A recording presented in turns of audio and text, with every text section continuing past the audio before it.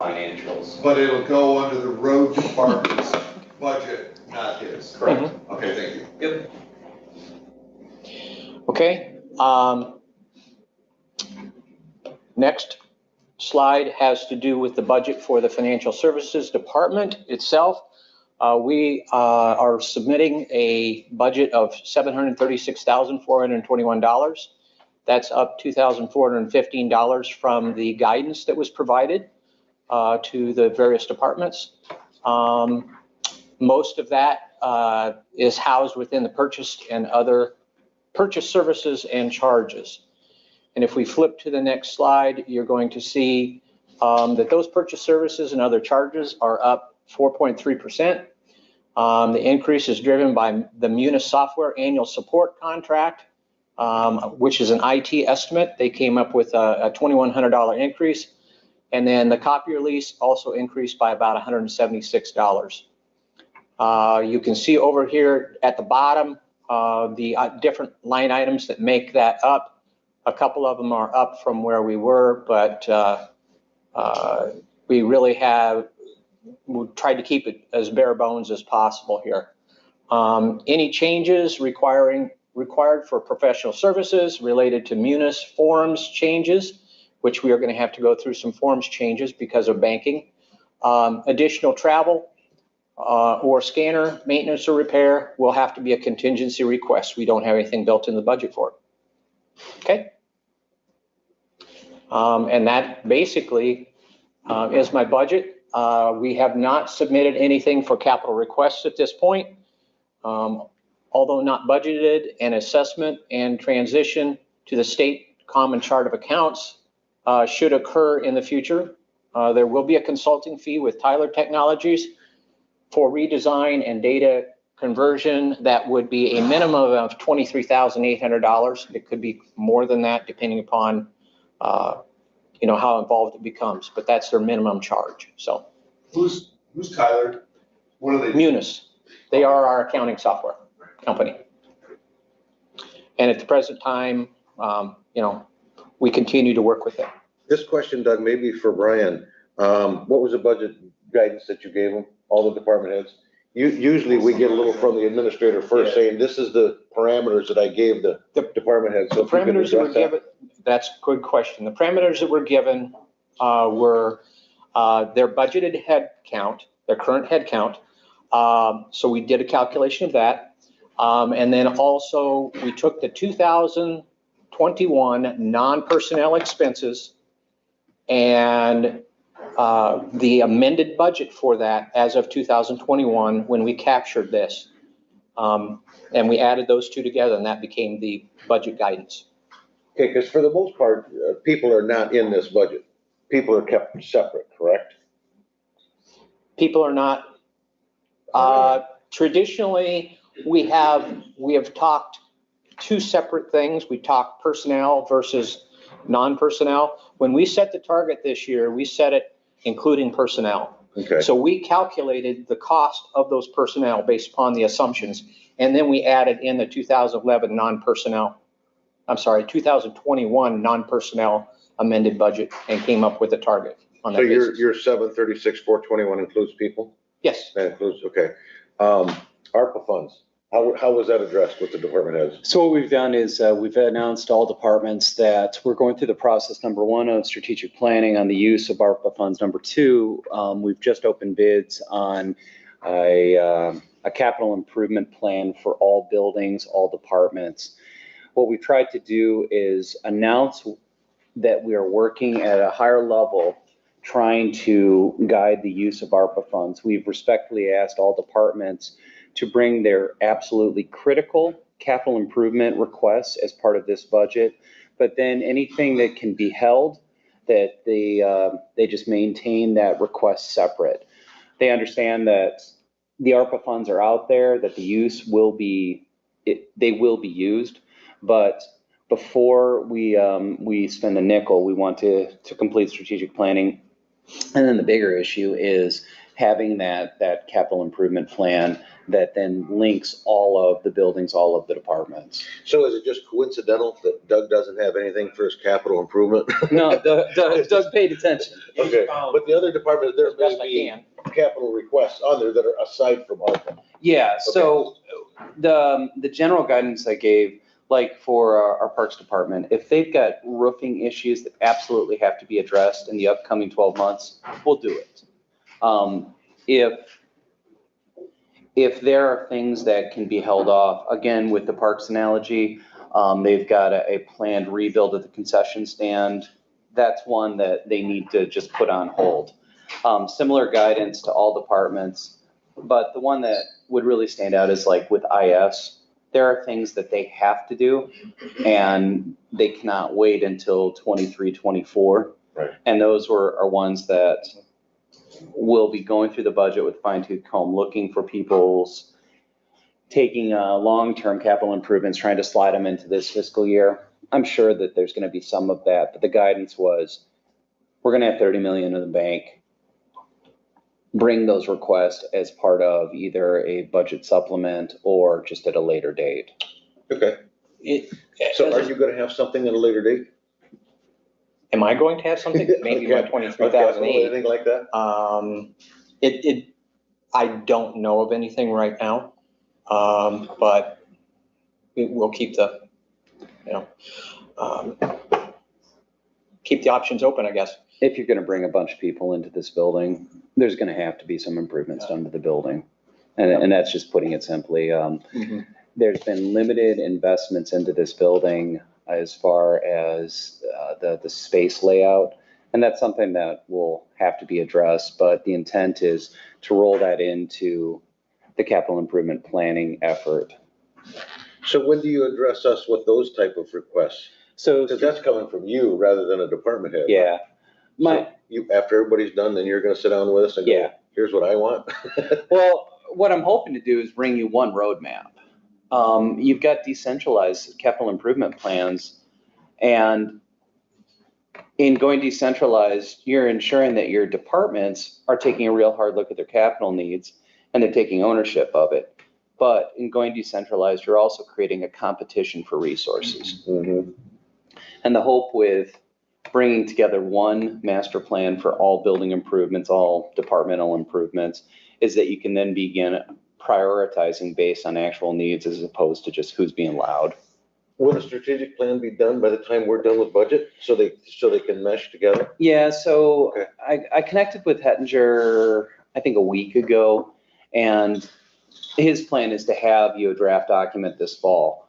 With that said, getting input from some of the North County leadership has been a little slow. And so you may end up having a draft without a lot of voices from the St. Joe area. And that's not for lack of effort on his part. So in the last week, we've seen more people come to the table and communicating with him, but he understands that as this board works on budget, they need that document. How was the response from South County? Good. There you go, Z. South County's covered. I heard, by the way, just so you know, I heard from the financial director that he didn't need any ARPA funds, that was enough. That's what I heard. I just heard him say, I'm leaving my options open. In case he changes his mind later. Okay, just telling you what I heard. Keep her moving. Yeah, to the group, we've It's a place got to a go. lot to get through and we're already behind schedule. We gotta move. Yeah, we're gonna- We will stay You're on here till schedule. 4:30, it doesn't matter. We're gonna consolidate financial services from road and health. Is there any reason we should consolidate the budgeting under the one department? We would want to keep, for example, the road department budget separate, because they are Act 51 funded. And we would like to charge as much direct cost there as we can, Sure, and. as same with the health appropriate. department. Health department also, that's kind of interesting, yes.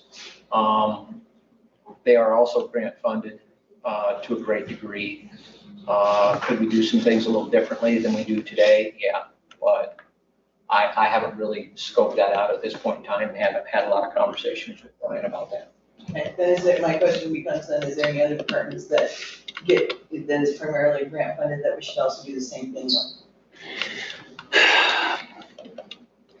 Probably, it's something that we can look to in the future, but for right now, just getting roads under one roof is going to be a pretty big undertaking. They run a separate software there. They have a separate fiscal year. They also have just separate reporting. I mean, No, I'm talking about, are there any other departments that you're currently handling that we can then separate out like we do roads, like we are in the health department, so that we can capture that funding there in those places to try and reach the Critical mass. budget at the end? It's a very good question. I will take that on advisement. I don't know at this point. We really haven't done a study of that at this point. Maybe for future years. Something to look at. Thanks. Thanks, Doug. Morning, Shelley. Good morning, Commissioners. Okay. Go ahead. You want back there? No, you're fine, go right there. There's your little thingy.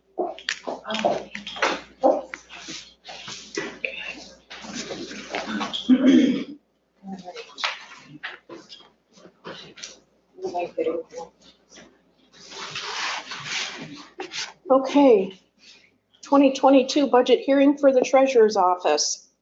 Am I hitting that? It's a little, that was right, I think you got it. Okay, the purpose statement of the treasurer, as it states, the county treasurer is the custodian of all county funds, records the revenue, collects delinquent property taxes, certifies deeds, follows the tax foreclosure timeline per the general property tax law, investigates questionable primary residence exemptions, sells dog licenses and county park passes. Going into 2022, we're looking at the opportunities for us to offer additional programs through the local, state, and federal agencies for those with delinquent taxes and possibly facing foreclosures. This is mostly due to funds coming through due to the COVID pandemic. There's additional opportunities, funding coming through the state, coming from the state and also from the federal government. We're looking at possibly in the third quarter of this year, excuse me, third quarter of this year, some monies coming into MISHDA. And there will be specific guidelines for that. For the most part, I think it will benefit quite a few in our area, locally and statewide. Risks we're looking at this year, again, good returns on investments as the interest rates continue to decline. They stay there. Everything that is, I'm hearing from investors in that rates are remaining steady. So that's going to be an issue for the county as far on their investments. And we still are unclear on how the delinquent tax revolving fund is going to be affected with the excess proceeds. They still have not ruled. The courts are still trying to determine if this will be retroactive or if it will be going forward only. Have we had any excess funds from the sale? In prior years, yes.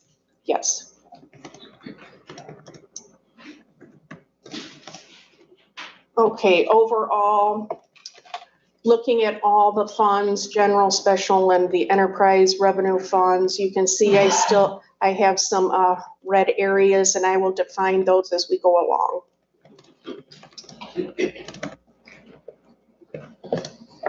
Looking at the general fund,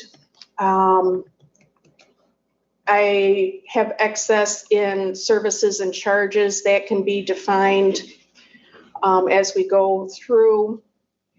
That is due to training and conferences that part of it was because we didn't go anywhere in 2020 due to the pandemic, but also I've included extra training for my staff and for myself as we go We've already had my staff do some additional training as far as like cash handling, that sort of thing. And there's also in there, in regards to copier costs and that may be reduced once the negotiations of the contract have taken place with IS. And then there's also bank service fees. We're seeing additional bank service fees come through that weren't in the past. I am working closely with finance and speaking with the banks to try to eliminate those fees. We're doing the best we can, but as right now we're seeing the banks changing when they change hands, when they move, they're moving, like TCF is merging with Huntington, Edgewater merged with United Federal. So we're seeing, a change as we go forward. The transfers in as far as the general fund, the amount of 1.3 million, that is coming from your delinquent tax revolving fund that can no longer take place due to the change in statute because of this excess proceeds. Special revenues, get my papers here.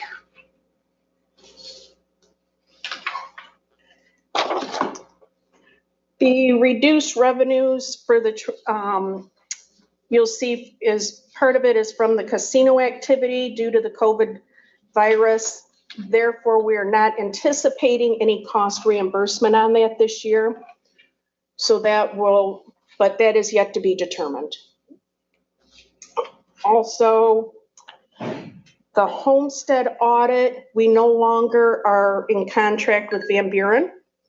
They have chosen to have the state investigate their PREs. So that is effective at the end of this month. So we will no longer be receiving funds from that. As far as the Berrien County PRE audit position, it's currently open. I'm still looking to fill that position. I do want to keep that program going because it is very beneficial to not only the schools, but also to the county as a whole, even your local municipalities, because they're receiving funding with these dual homesteads out there.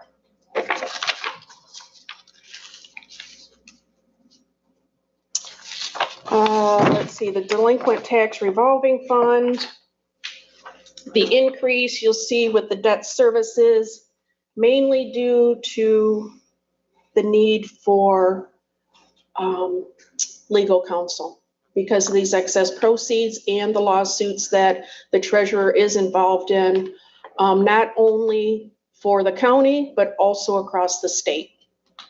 We are, especially on the western side of the state, I am included in additional lawsuits.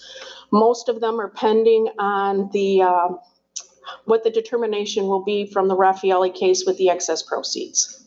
So that's kind of where that stands with the delinquent tax revolving fund with the increase in debt service. Okay, with the special item, you'll notice there a big number, the 400,000, that is the estimate. I have received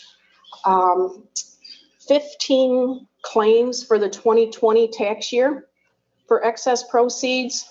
That is a ballpark figure of about 400,000 that I will need to disperse once it goes into the court.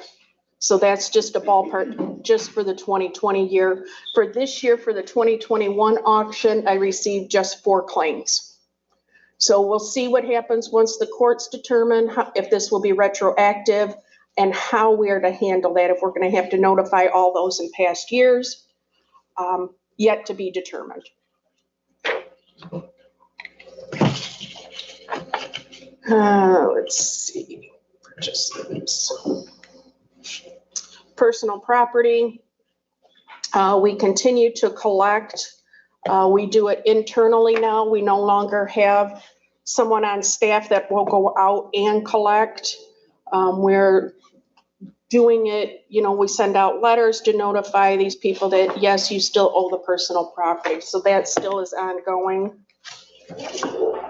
This is just the breakdown of my excess with increase in travel due to going to conferences and additional employee training, conferences, the copier situation, and bank service fees. I have no capital projects that I have asked for this year. I am still looking at a couple different things, but at this point, they're still being investigated, so I did not budget for those next year. Does anyone have any questions for me? Shelley, with the bank fees, with some of the banks now being owned by national corporations, and I know you spread the money around. Yes. Has there been any discussion or thought about some type of RFP that might drive, consolidation of the amounts being held and a reduction in service fees? Yes, we are looking at that, trying to figure out the best route for that and which bank will offer, the no fees, right? We have gone for a number of years not being charged fees.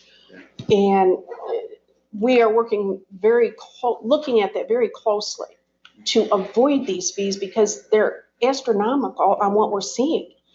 But like you said, if we can consolidate, yes, I am definitely all for that. Okay, great, thank you. Just to follow up on that, staff has a draft RFP that we're working to finalize now.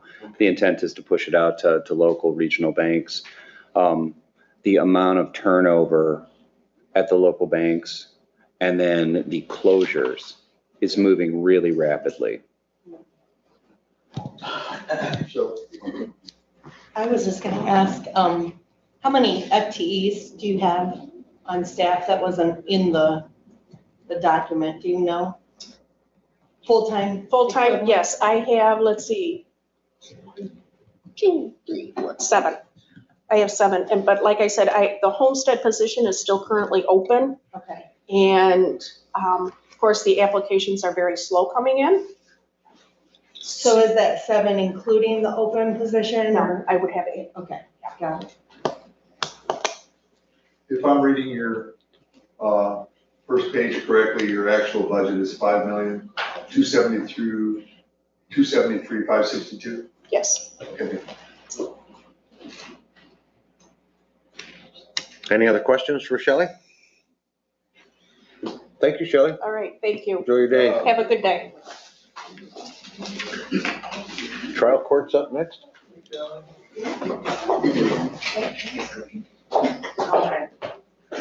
Shelley did an excellent job of buying us back some time. All right. So I have extra? That's favorable. Oh, no, we're still behind. It's just a smaller gap. Oh, okay, interpretation is so important, just trying to figure out what it was you wanted. Good morning, commissioners. All right, so this is the Berrien County Trial Court budget presentation. And my team, I'll back up, Yes. administrator and then financial, friend of the court and civil criminal division. If there are any really deep in the weed questions, they're here. We're ready for that. My understanding, however, is that you did give direction that we stick with, try to, for guidelines purposes, adopted 2020 and 2021 budget. You all have received everything. I'm sure you've reviewed it. We are within 3%. So I did say my next question is, so do you have any questions? Right, that's about it, right? If you wanted some additional time. I love that 3%. You know, okay. I guess very seriously though, I mean, everything I think I'm pleased was very mapped out. I think very easily comprehended. Just reminders, if we have a smaller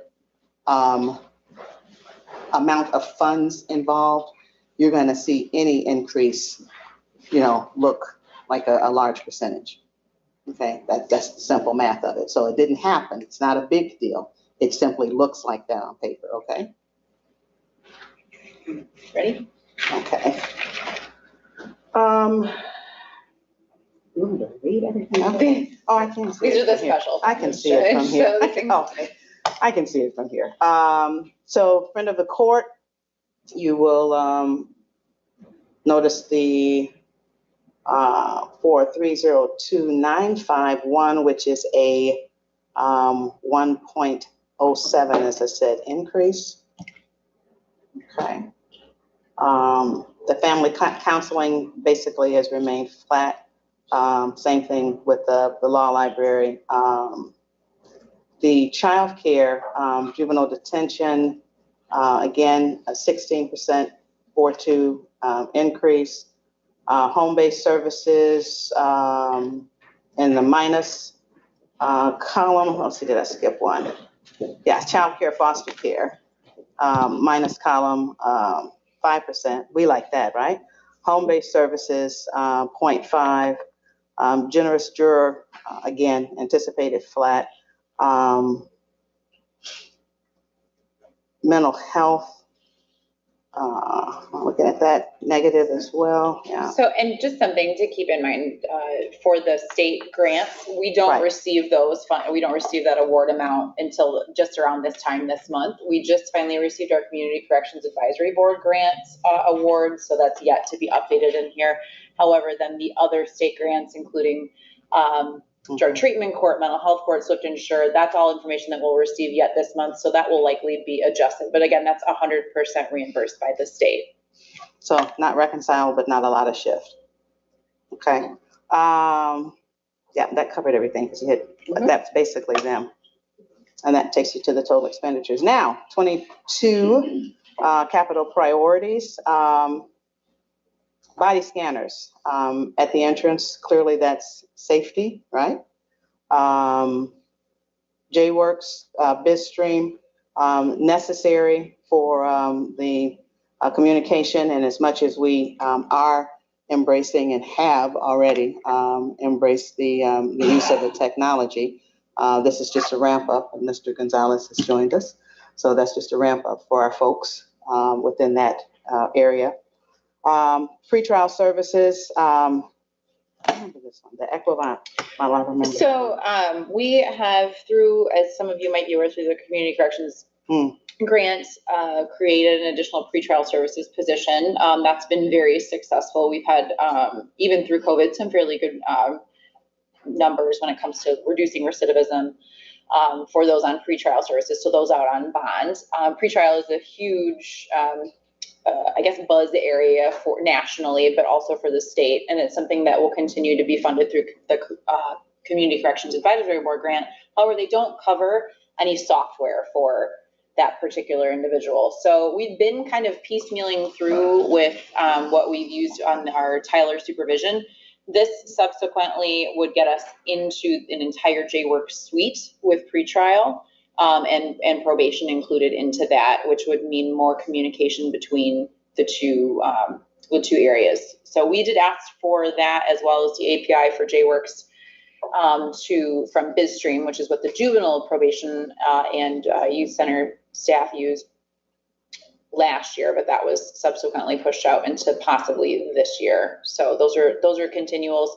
The body scanner, the X-ray body scanner, is also something that we received our first one this year. So this is a carryover into next year because the grant cycle for this through the MMRMA isn't until November. So the purchase likely will not happen until January, which would push it into the 22 requests. But this is a carryover from this current fiscal year. And again, that's reimbursed at up to $10,000 for that through the MMRMA grant. And so anything Carrie said about the pretrial being a buzz, that's probably an understatement. Yeah. I mean, quite candidly, if you're just watching anything, you know, the criminal justice on the adult and juvenile side is a big thing, particularly within the state. So. The time and attendance software, just to jump in on there as well, is something that we have been requesting for the past few years. It's much easier for our staff to do. We're still operating at the Juvenile Center with punch in, punch out cards, have been for a long time. We've looked at this product along with a couple other products with some other departments, including the health department, 911. I know 911 was something different. I believe last year, but we would still like to entertain this as an option, not only for the juvenile center staff, but also for any other department who is interested in getting on board with the time and attendance system. It would work much easier than those who are trying to balance different grant funds with different grant hours. I know that's a problem at the health department. And then also for us with overtime hours, it would make things a lot easier to balance as opposed to what we're doing by hand right now. So that's on, again, from a previous request, but something we would be happy to look into doing with other departments as well and kind of sharing the cost down the road. She tried to wrestle that away from me because she didn't want me to tell you again that was about reprehensible.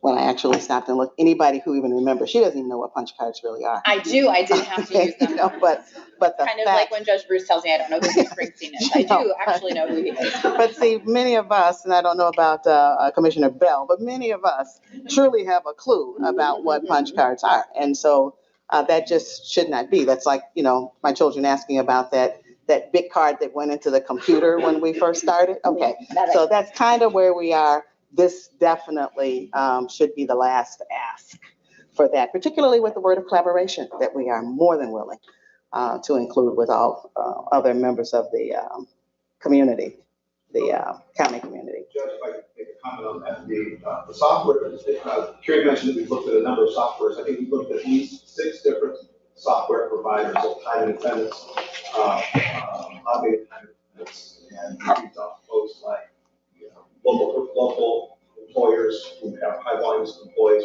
with shift work and so on.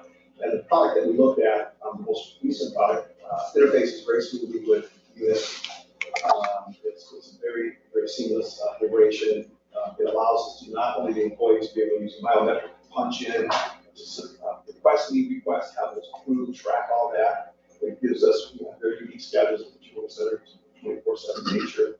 Plus we have some union contract provisions regarding overtime, accrual based on premium rate, and this product, it's every time to do all that. Again, we looked at probably at least 5 different vendors before we this vendor. So again, another ditto plug for this software. And they've heard me say over and over, and you've mentioned it this morning yourself, strategic plan. Well, that's an overarching. So think about the person who is doing this and what quality of contribution you can get from the person who is then taking care of time and then whatever else. You know, that's like me not asking you for another body right away. Okay. Okay. They're getting it. Yeah, they're getting it. And then, yeah, did you want? The norming was a previous request that goes along with what I think the judge is going to mention later with regards to raise the age and training, make sure that what we're providing to our youth is something that actually is accurate to the community. So it's a one-time purchase where they go in and make sure that the data we're pulling for our youth and what we're providing them in assessments is accurate to our geography. And I'll leave the lock and door. The fun things. Brian, I won't throw a lot about that, but I mean, that's just a safety piece. And so as you all are looking at, other pieces, that's a safety piece. Yes, it is. It's necessary, and I think becoming far more necessary, honestly. If you look, you've heard from the jail, and the same thing is true about the juvenile center. We have a different type of offender that is being cared for there. Juvenile center is going to be a very specific challenge as we go into this upcoming fiscal year. I've talked with some of you, and some of you may not be aware, the juvenile center is based in kind of the outstretch of Berrien Springs. It has really run its user life. What's complicating the issue is the former hospital site. Over the last couple of weeks, our team has met with leadership from Spectrum. There is a reverter clause in that deed when the property was transferred to Lakeland, eventually transferred to Spectrum. Well, Spectrum is wise and they are transferring it back to us. So we are going to end up owning that piece of property again. And if ever there was the time to take a really hard look at Juvenile Center, it's now. So if you're not familiar with the site, it's kind of a sprawling campus. It has its own on-site water system, including a water tower. It has a variety of buildings spread across the campus, none of which are new. At the end of last week, our team connected with some of the folks over at Pearson Construction. We've asked Pearson to put together a quote to take a quick, hard look at the hospital site and give us some suggestions on realistically what can be done with it. Can we salvage it? Can we convert it to a new juvenile center? Look at all of the options, including demolition. And the reason that I keep bringing up demolition with that site is there's a reason that we wanted to get rid of it. There's a reason Spectrum wanted to get rid of it. But for you all, the juvenile center shares the property with the hospital site. The juvenile center, without a doubt, we need to pour money into it. However, if that hospital project is so big that demolition just makes the most sense, then we need to be having that same conversation about the juvenile center. Does it make sense to pour money into it, or do we need to just focus on building new? So that is going to be something that is going to be on all of our plates as we move into this next fiscal year. The upside is if you were to just walk away from the site, demo it, our county park is adjacent. So this is one that it would be relatively simple to grow the park system. It would be relatively simple to say, you know what, we want to stay at that location and we're going to start funneling money into it. So those are all on the table, but I've started with Pearson because they know the juvenile center. They also know the hospital. I anticipate having a quote from them within the next couple of days. I'll then be talking with both admin and finance about what do we want to do. I'm Has sorry. there been any discussion with Lakeland about helping financing if demo, because of because we ran into the hospital here in Benton Harbor. Yeah. But the same thing, it was contaminated and there are some special needs there. Yeah. And then the other question is, how many acres are there, hospital and juvenile center?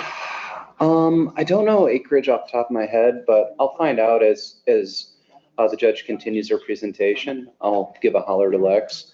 And as it relates to demo costs, this is going to be a high dollar demo. The last hospital that was taken down, cleaned up, was knocking on 1.5 million. And I would anticipate that's probably our starting cost. It's not going down. It's not.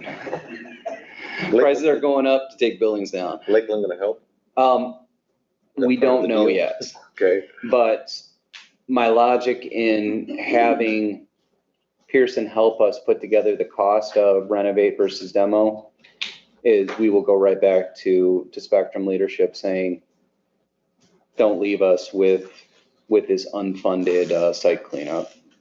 Okay, thank you. I'm sorry, we took a little detour. No problem, and I truly appreciate the discussion, but just so you get a feel for me too, it's investment. You all have acknowledged that there's not been much, if anything, poured for a number of years. And so investment means, and it's not just where we'll get to that physical, but the training for families, for crime being lowered, for everything within the community. For me, this is a huge piece, the entire juvenile justice system and the core of what it brings to our community. So that's just my personal plug. I'll get talked about later for sharing that, but anyway. So and if you're wondering then why the large ticket item for the juvenile center, if we're having those conversations, our security panel that controls all of our doors is end of life. They are not cheap. If you all recall the jail project, it was way worse than this. But this is about, it would be a similar type system. There's not very many systems or manufacturers that create these types of systems. So this is why we're asking for that. That panel is end of life, and it would include replacing all of the locks on the doors, which is also a requirement for the panel. So I know after Brian just said all of that, you're looking at this giant number, and I didn't want you to wonder why we're asking for that. But that's a problem. We have, as Judge Mayfield said, had a huge increase in the amount of high-risk youth that we've had, and a lot of youth right presently sitting in our juvenile facility waiting to go to state placements. That are secure placements. That has increased tremendously as well. The amount of wait time that they've had, because the state's also reducing their residential placements as of right now. So for all of that, all things for us kind of come together. It's the security piece, raise the age, October 21st becomes a reality for us. So we've been marching through this for a bit now. And Okay. just to follow up on that statement, so I toured the site and immediately offered the suggestion to both Carrie and Elvin to take a look at what is now at the jail as far as their ability to control locks, control cameras, and actually observe the population. This is one that is needed, and that's going to be the tricky balance of how long are we staying there? Okay. The portable device replacements, on behalf of all of the judges of Berrien County, they thank you. Well, okay, maybe not all of them, but pushing us too into the next level. It's going to, we've got the capacity now. We're getting there in terms of with the J-Works, and so just across the board, we need to be in the state. We need to be more technologically prepared and engaged and implemented, and so a better, effective, and efficient court system. So it also ties into the upgrade that we're completing this year for our digital recording system. Yeah. This also helps us to run our Zoom hearings, which are never going away, despite probably some of our wishes that they would. But they are not going away, and may increase again. So just kind of depends, but this would help us run those remote hearings as well. And replacement chairs, if you're comfortable, that's all we're asking for too. So it takes care of that. So reminders, this is the third year. It's another big number, but it is what it is. This is just the third year of the maintenance and repair regarding that. The increase for probate services,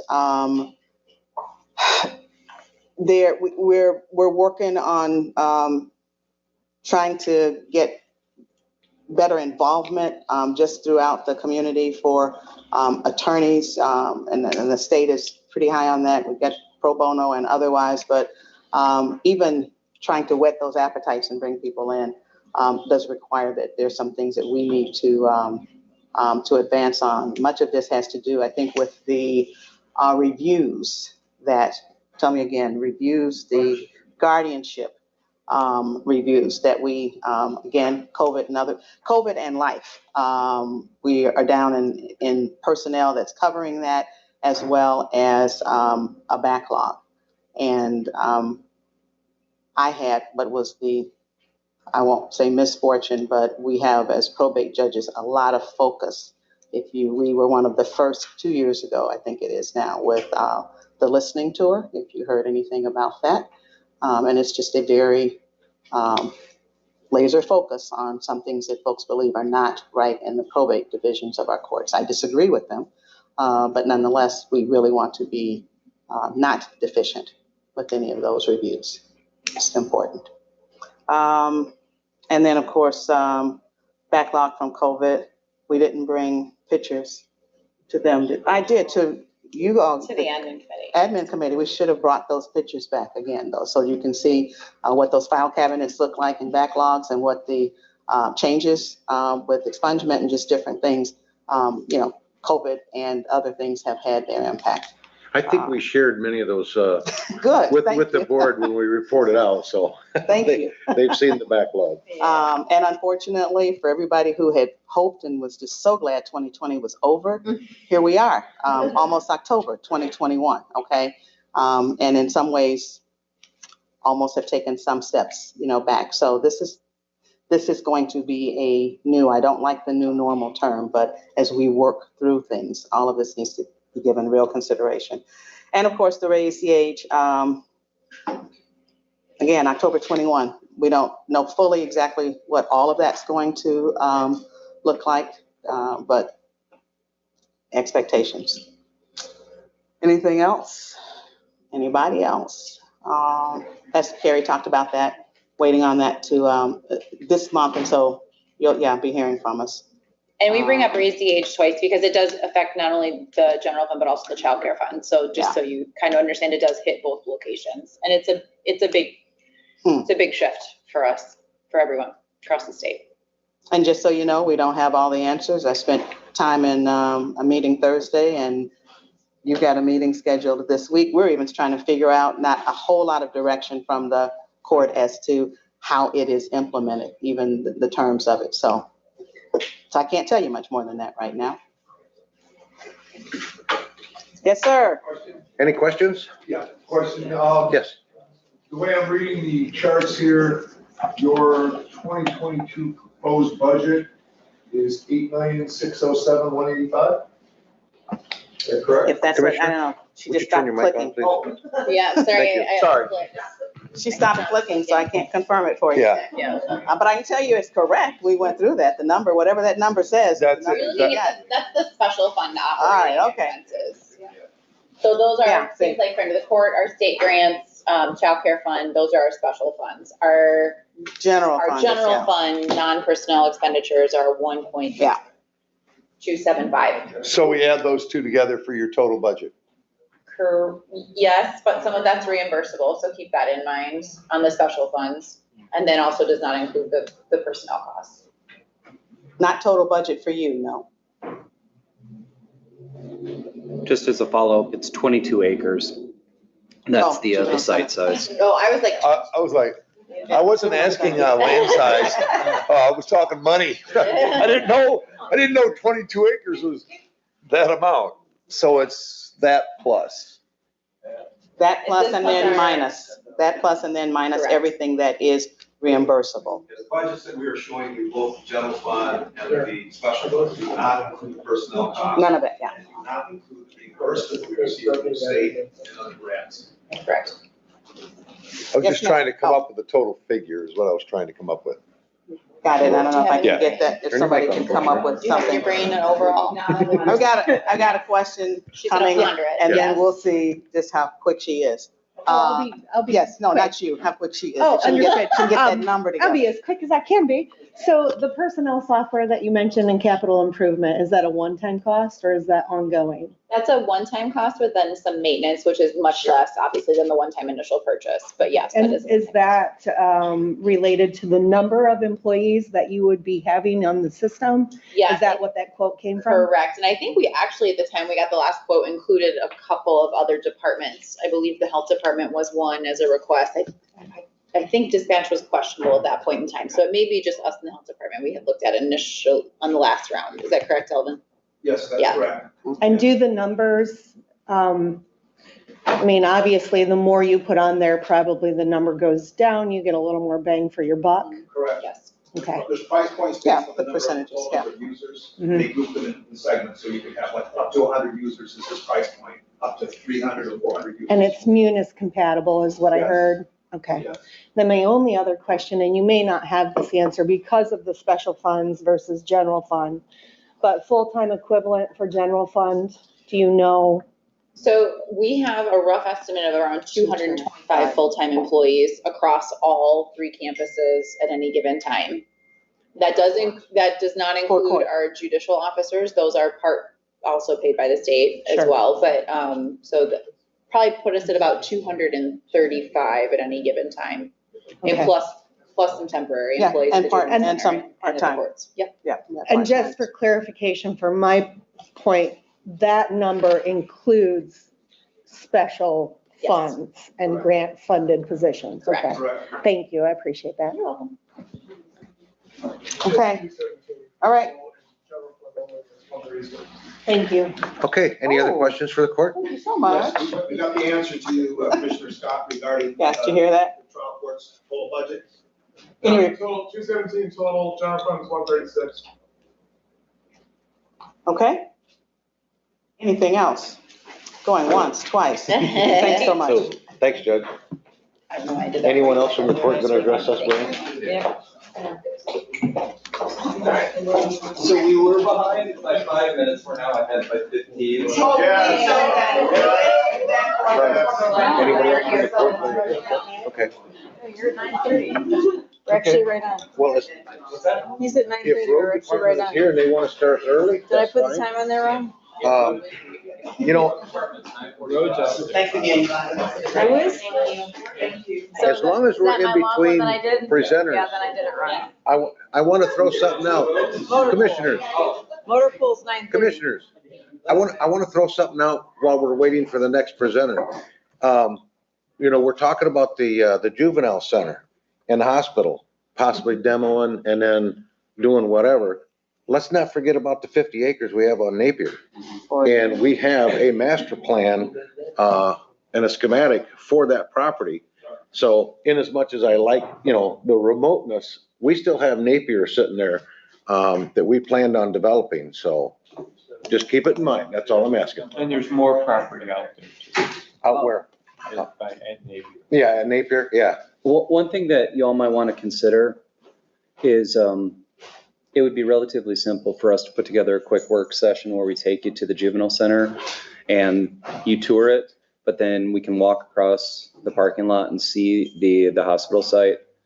I think a picture's worth 1,000 words, and this is one.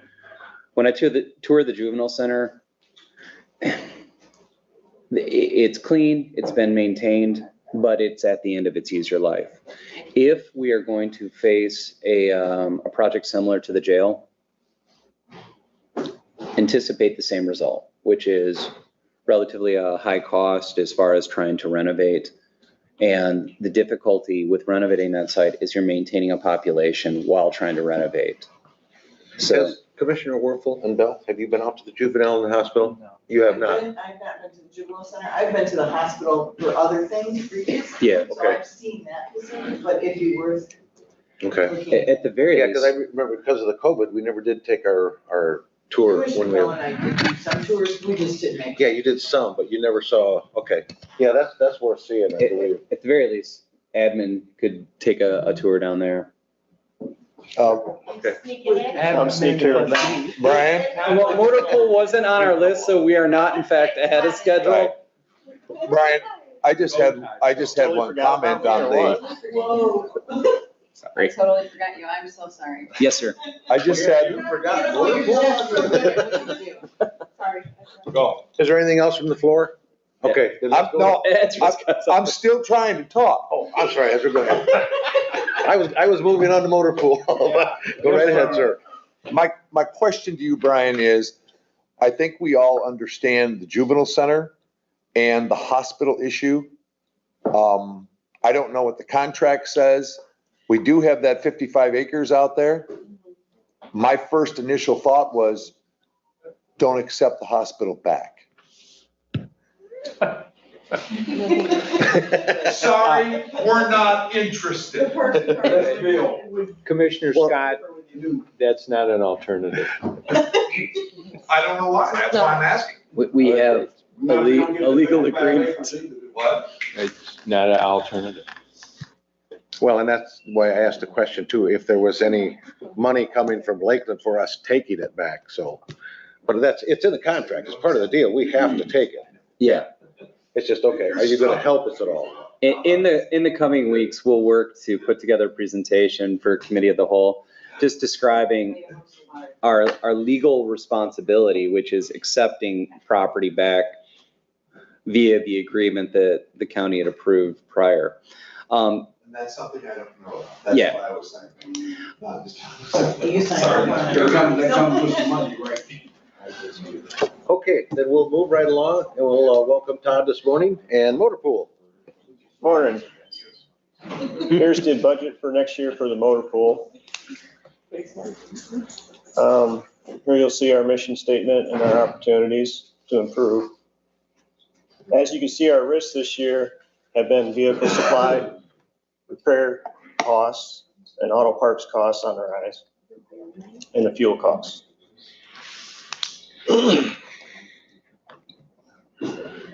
Our budget is pretty much the same as it was last year, a little bit different with material costs and services, capital. Well, that big number there is from the forklift there. So.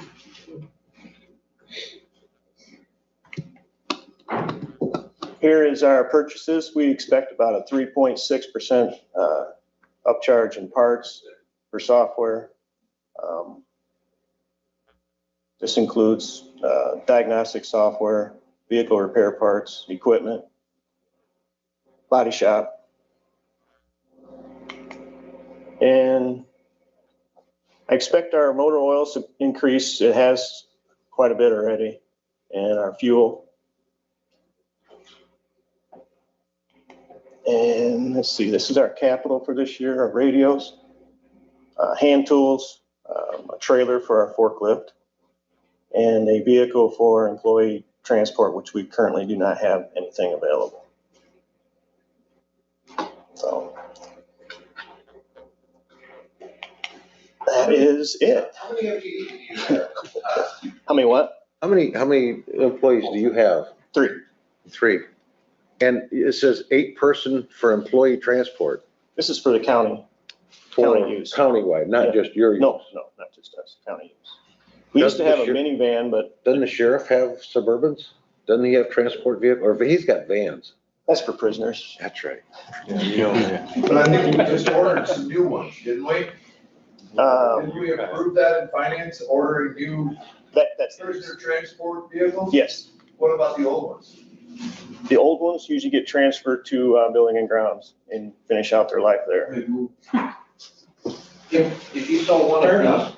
these, if you saw one of the mail vans, you might want to consider replacing it. Just put that. That used to be our only county transport vehicle is what the mail van is right now, which is in bad shape. I'm waiting on the sheriff's budget to find out what he's gonna do about the Winnebago. They'll reduce tax costs. Any questions for Todd from the commissioners? Nothing? Anything else, Todd?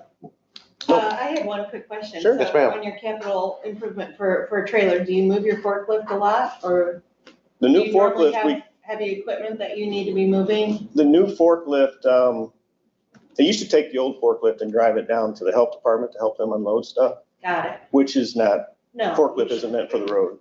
And so we need some way of moving it to other parts of the county and other equipment. Yeah, I understood. Thank you. They had to drive the forklift on the road to go down? Yeah.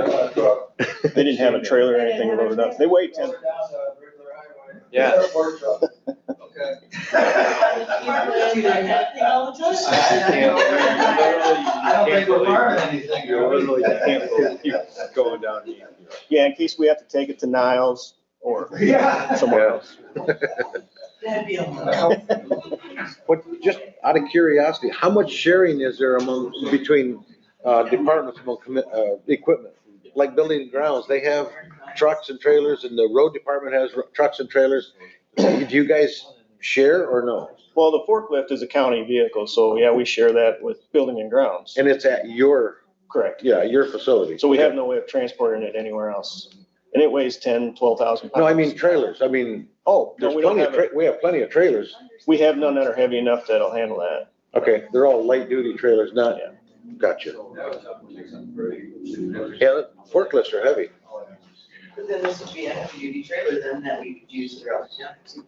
Correct. Mm-hmm. Great. Anything else for Todd? Yes, sir. Run that by me again. We don't have a heavy duty trailer, not even at the road department. It's hard for me to believe that we're hauling around those rolling machines for the roads and the packing machines for the roads that couldn't be used for a forklift.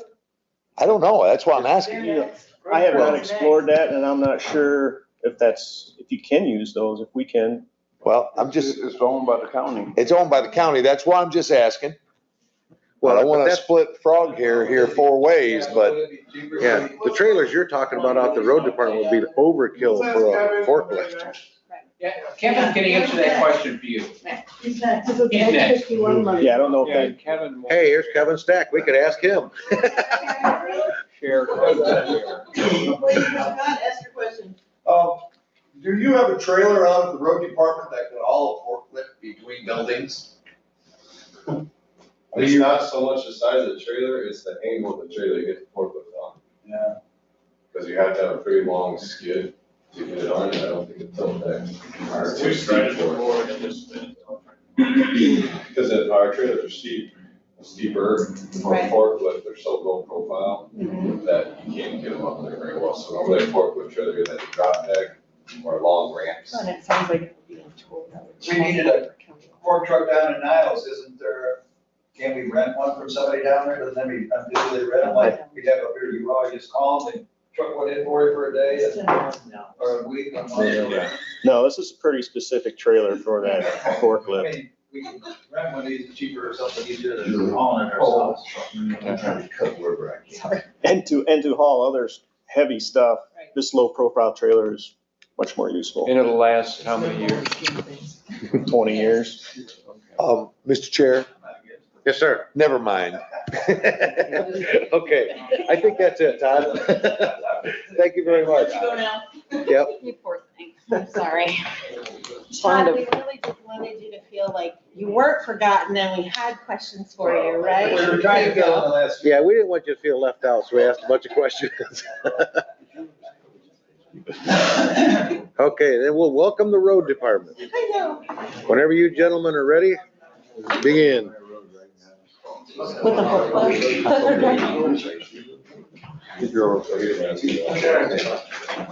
Oh, my goodness. I just look at it, it's like, Well, my mom didn't see that there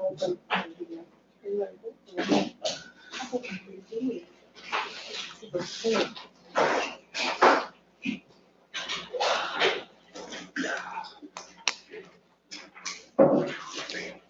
See, we're right back on schedule, Brian. We're doing 2 good. minutes ahead of schedule. That's it. We're efficient. I did too. Wait.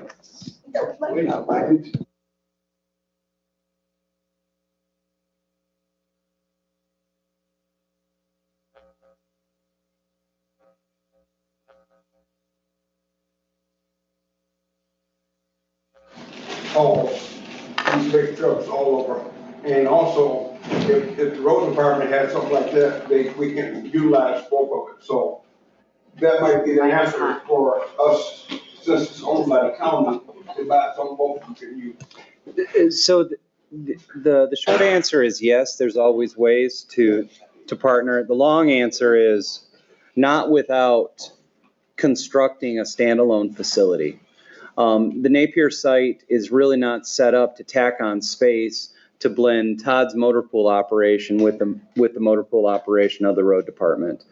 The building on Napier is not to the point of being similar to Juvenile Center, but it's not that far. So the building on Napier is one that there's going to be a really hard look at. Does it make sense to renovate versus build new? And it's showing its age. It's 1950s construction. There is no simple way to take their mechanics and Todd's motor pool and push them together. There's not enough space, and it's very different equipment that's being worked on a day-to-day basis. Long-term, if you were to build a standalone building specifically for mechanical work, then yeah, that is something that could happen. Yeah. But as you look at the Napier site, the actual storage barn is undersized compared to the size of the vehicles. The mechanics bay is probably at a point where it's undersized. The office layout is odd. And I'm being kind, Napier is one that, as we look at the use of the ARPA funds, it's one that I think will be up on your radar as far as what do we do with that site. Did that answer your question, sir? Well, in a way it did, in a way it didn't. Yeah. Well, when I was visiting, I was talking trailers. Uh-huh. That's something that the motor pool can use, and also like to haul this lift truck. I mean, the county hauls a whole lot of stuff, low profile. Mm-hmm. How come we couldn't get something just will serve the purpose of two departments? So what I'll do is I'll follow up with Todd Rainey and just ask him to communicate with Greg, Kevin, Chris, and see if there's something that he can buy from motor pool that provides value to roads. Yeah. Or vice versa. That's basically what I was saying. Okay. So you did answer something else that I had an interest in also. Yeah. Morning, Kevin. It's all yours. Morning. All right, thanks for having us. Obviously, we're gonna try and make this There's only about 5 slides in here. Some of it's going to be hard to see as there are graphs, but you should have all that information in front of you as we go through that. Obviously, our purpose here is to provide a safe travel way for the motoring public as we go through the county, making sure that we're able to maintain and preserve the roadways, including bridges, culverts, traffic signals, anything that the traveling public will travel on. That is our purpose and goal to achieve.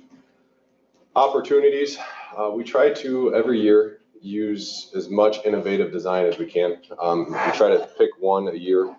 Obviously Napier, we use pavement fabric, road fabric, to help with reflective cracking. This year, you'll see a press release come out about it. We used a different type of liquid in asphalt in a subdivision in St. Joe. That got us kind of international recognition from the pavement industry. So you'll see something come up like that, but we're trying to use different innovative things to help prolong the life of roads effectively and efficiently as we move through the county. Same with bridges and culverts. We're always looking for something new to make that work better for the county. Risk, issues, and challenges. Obviously, like everyone else, staffing. Staffing is our biggest challenge. We are understaffed just like everybody else. The risk we have with that is we have yet to reduce our workload. We are still producing as much as we did when we were full staffed. The risk with that is not so much, a huge risk. It's just we have half the amount of people doing the same amount of work. So we're pulling a lot of double time to make sure that gets done. But last thing we want to do is reduce the amount of work that we're doing and watch a infrastructure system deteriorate in front of us. So we're still providing as much work as we possibly can with the staff we have. And we're actively searching for that. We'll go over here in one of the slides, one of our proposals in this budget for extra staffing to address that. This is just kind of a breakdown of the budget from 2019 actuals, 2020 actuals, 21 adopted, are projected for 21 and 22 proposed. This is just kind of a highlight of all our different categories. Personnel cost, you can see, kind of stay consistent there, goes up every year as cost of living comes into play, raises come into play, extra staffing comes into play. Material and supplies, this is just road material, our gravels, our seal coat, anything like that we have in stock in the yards. Again, that's a good number to see go up. Prices of material have not skyrocketed like a lot of things have. So that's actually more material for the cost. So we are getting more done with more material. Purchased services and charges. This is the big dollar amount. This is where all of our projects hit. So all of our paving projects, our grinding gravels, our seal coats, anything that maintenance and external contractors like Reith and Riley or Michigan Paving do, that's your number. That's what is spent every year on the primary road system, including some local. What you'll see there is a trend. 2019 was just under 11, 2020 over 11. 2021, 15.2 million. The reason you see a $3 million, $4 million jump there was the Napier and Walton Road bridges. You got 2 bridge projects that total about $3 million, just over $3 million. What is going on with those right now? Supplies. We cannot get supplies that we need to start those projects until winter. So both those projects have been moved to next year, which have been incorporated in next year's budget already, but that's the reason you see a $3 million jump for 21, and then why you see a $3 million reduction in the projected 21. Just to give you a heads up why that's such a big number. Capital outlay, including some minor projects. Capital outlays basically our equipment. Snowplow trucks, graders, rollers, anything like that, that's included in that line.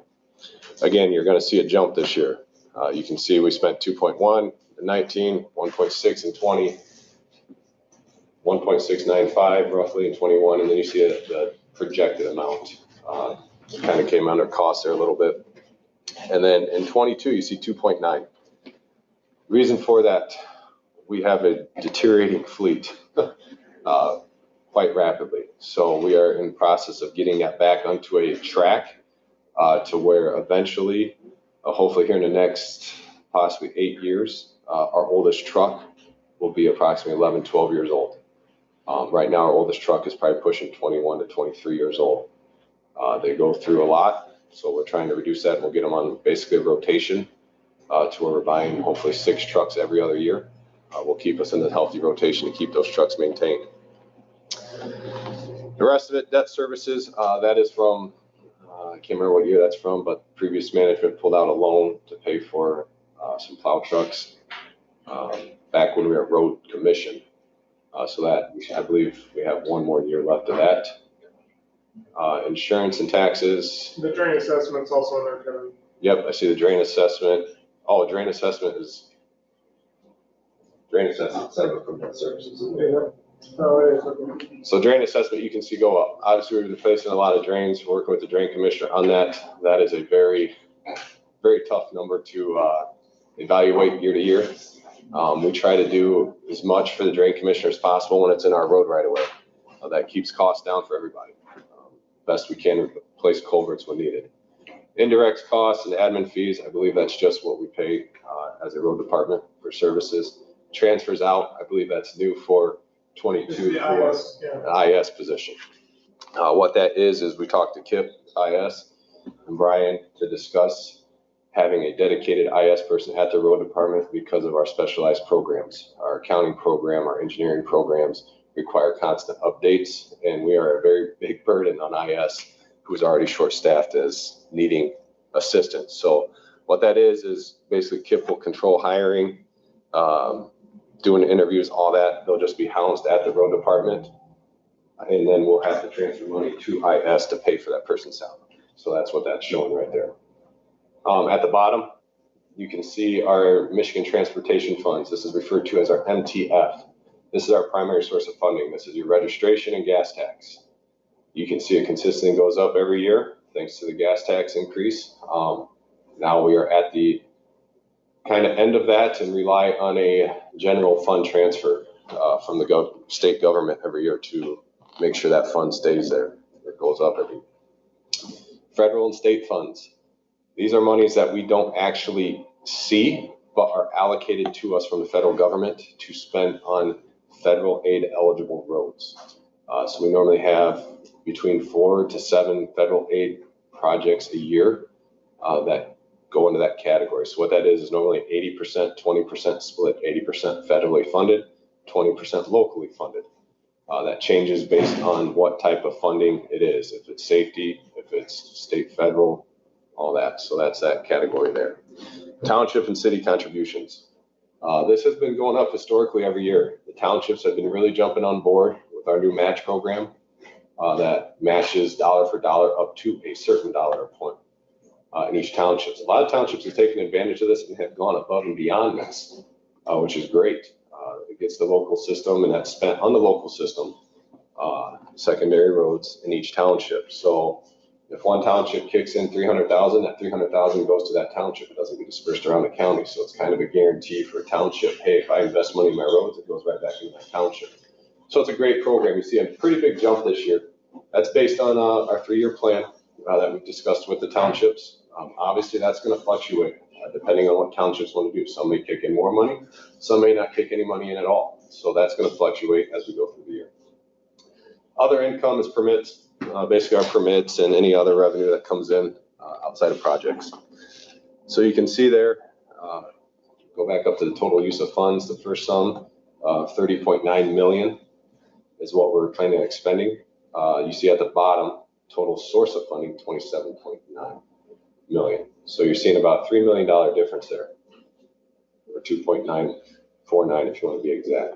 So the plan to fund that is coming out of our fund balance. I know the fund balance has been a topic of conversation. It's looking very healthy again this year because of the Napier project. So I believe it's sitting at 14.4 million right now, projected for the end of this year. We plan to take that down to about 11.2, 11.4 million in next year's budget. For the fund balance, our rule of thumb is it's a cash flow. So we don't get a lump sum. That 19 million MTF that we get is not a lump sum. We get a monthly allocation. So one month we may have $3 million of expenditures on projects and only get $1 million in MTF. So in that case, we have to bring funding out of that fund balance to fund that month, and it gets replaced as the money comes in. So that kind of gives you an example of why that's a healthy amount. But my personal preference is that between 9 and 10 million is adequate. That provides us with that safety net and allows us to handle any catastrophic failure. The road, culvert, bridge, right then. So that's kind of what that sits there for. So we don't want to spend it all in 1 year, but we are trying to keep that down and get that down. A lot of that can be projects. You know, we have what we refer to as an illustrative list project. That we have about $3 million of projects sitting on hold that we can bring into the master schedule at any time with approval to reduce that if needed. So that's kind of the idea behind that. This is your capital improvement request. So this is everything except buildings. Obviously with the Rescue Act, we're keeping those out separate right now under direction. This is broke down. At the very top, you see 2 above ground fuel tanks. Right now, a lot of our fuel tanks are underground. Worst case scenario. They're old and they're underground. They are passing inspection right now, but they are getting old and require a lot of maintenance. So our goal is to look at getting those out of the ground and above ground. So that is what is budgeted in there and a rough estimate from conversations with different vendors and stuff of what to do there. Underneath engineering equipment. Kevin, can I also ask, isn't there some way where we can automate the fuel entry by these days? So when we do this, the whole idea is fuel cards. Right now, when you're fill up at the road department, you fill up your truck, you go in, you write down your truck number, your mileage, and the amount of fuel you use. Foreman then takes that and enters it into a computer, ships it up to accounting, accounting enters it. So it's a lot, passes through a lot of hands. So our goal would be to put a fuel card system in where the truck driver would enter his truck number, mileage, and swipe the card, record the fuel electronically, send it to the account. Done. No paper, no mistakes, no adding or subtracting, errors, anything like that. So that's kind of where we're trying to get that set up at. Basically, it look like a fuel station. You don't have a covered canopy, so guys are out of the weather. It takes a while to fill those diesel trucks in the wintertime, so try to keep them out of the rain and snow. And that would be a huge saving on the county staff. Yes, it would. It is quite the task, and that's just step one. There's a lot more implementation that we're working on, trying to get material usage electronic, trying to get all material usage and inventory electronic. So we don't have to have this manual writing. I mean, we do the same thing for gravel. When the guys load up a truck of gravel, they have to write down it on a piece of paper, straight to the foreman. Foreman records it, sends it to county, county records it. So there's several steps in there that we're trying to eliminate some to become more efficient and more accurate. So engineering, I'm sorry. Where's that software? So it's basically think about your gas pump. No, I understand what the software is, but a lot of it is in the fuel tank one. The Where's the dollars? 120,000. Well, we're on the right hand side. Yeah, so the software to track all that is in with the fuel tanks. Estimated, yes. You can't do the software without the fuel tanks? Not with our current pumps. I mean, we can improve our pumps to handle it, but we still have underground pumps. Yeah. Which is one thing we're trying to get rid of mainly, so. Kevin, did you ever think about just doing away with the fuel tanks altogether and just going to the local gas station? So we have talked about that. The problem we run into that is our trucks, at the end of the day then, there's only so many fuel pumps at those stations and we're competing with semis. So now our guys have to come in early, go line up at that pump and spend an hour there filling the trucks at the end of the day because we can't film that morning at 3:30, 4 o'clock in the morning on a snowy day. So we're looking at the efficiency of trying to keep that in-house to where our trucks can quickly. It's not just the trucks. We got our forklifts, our brooms, everything else to have on site where we're not driving them down the road or driving a separate auxiliary 100-gallon fuel tank, coming back and filling those up. So it's just a record track keeping there. So, okay, thanks. Yep. Engineering equipment, data collector, this is survey. Our survey equipment, this is just the brains of the operation. Ours now is 7 years old. If you get into technology, you know that gets old, so it's not serviceable anymore. So that's what that item is. Lab equipment consists of gravel testing equipment. So that will allow us to bring that back in-house. Our engineering techs will be able to test that. They are trained. They just don't have the equipment to do so. So that's just a small item there that we're looking at. Non-nuclear density gauges. I'm sorry, I'm going through these line by line, but if you want me to skip, I can. This is just for density of gravel. Normally they're nuclear density gauges, which require you to be licensed with NRC inspections, all this paperwork tracking that is very costly and time consuming, and you can hire a consultant to do it cheaper. Well, they make a non-nuclear one that doesn't require any of that licensing, that is very affordable, that would allow us to test all of our grind and gravels and gravel for compaction, rather than hiring someone to do it or relying on methods. The next is 2 temporary traffic signals. So this is something new. These are literally trailers that set up to be traffic signals. This will allow our flagging operation to become more efficient, meaning we don't have to have 2 or 3 guys flagging traffic around the operations. We set these traffic signals up and they will talk to each other through Bluetooth and control traffic for us around our 1-lane operations and things like that. And if we have any state detour routes that decide to come on our county roads again, we can handle it a little bit better. Next is light duty truck, just a 3/4 4-door to keep our light duty trucks replaced. And then surfaces, laptops, printers, that's just for new staff. Obviously, as we request that through IS, then we pay for it. Gray area, I know, but that's how we have it set up for in case. Now the big item, road equipment.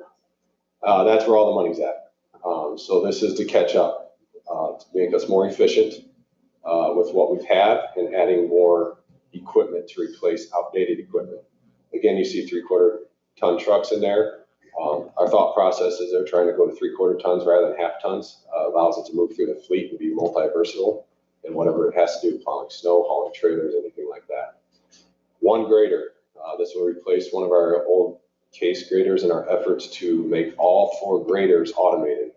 Right now we have 2 graders that are automated slope control where they can set a certain grade and just go. GPS on the grader will sit there and control it, gives us a better product on the road. 4 tractors with boom mowers. This replaces some of our tractors that we have now with our aged boom mowers. The boom mowers are the big arms that allow us to go out behind guardrail, behind fences, into ditches, down where we can't get with our wing mowers and get that mowed. A steel drum roller. Our steel drum roller has been down all year. We can't get parts for it. So we are working on getting a new one. Currently, we rent them at about $20,000 to $30,000 a month, depending on how many we have. So we think we can justify getting that steel drum roller so we can prevent that. Next item is skid steer, Bobcats, however you want to look at them. 2 of them, one for North County and one for South County. This will allow us to put multiple attachments on, to do guardrail posts, to do forestry heads, to get into areas to clear back brush, allow us for the construction crew to replace culverts and backfilling with buckets, compactors. Big thing is will allow us to get mill heads that will allow us to grind down bumps in asphalt, profile roads to get away from those bumps. Even patches, we'll be able to mill out 2 inches of asphalt and patch it back in with our crews and rollers. So that is a multi-versatile tool that we're looking at. 2 batwing mowers. A batwing mower is what you kind of see what farmers use. It folds up. If you're familiar with how the state mows the bypass, those are batwing mowers. Each side folds down. What's different about these is only one side will fold down because we can't put a whole tractor in a ditch and mow with the whole thing. So you want to take the side that's on the road against traffic. They literally take that off, put a counterweight. The one side folds down. This will allow us to move very quickly through the county, a lot quicker than what we can right now with our current mowers. One of these will be North and South County, so they will be able to cruise in open areas, country areas with this, while we still have the smaller mowers that will run through the urban areas a little bit more, where we don't need such a big piece of equipment. 1-ton dump trucks and 4-ton hot boxes. This is 2 items that we're adding. This gets into our staffing. We've proposed adding 5 new MEOs to our head count. Purpose of this is, number 1, snowplow operations. We always try to dictate our maintenance head count around winter operations because we only have so many snowplow routes that we can do, and we don't want to have guys just sitting around doing nothing. So what this allows us to do is this will give us 4 1-ton dump trucks with plows and sanders. So our thought process behind those was 5 new guys. 4 of them will be in these trucks at 4 a.m. when our snowplows roll out the door. These 4 1-tons will be headed to subdivisions. So we are trying to tackle and get into the subdivisions a lot sooner. We'll be hit the high urban areas first with these. And, you know, we're confident that we can hit most of them with these 4 trucks. But once those bigger trucks get done with their routes, they can then assist.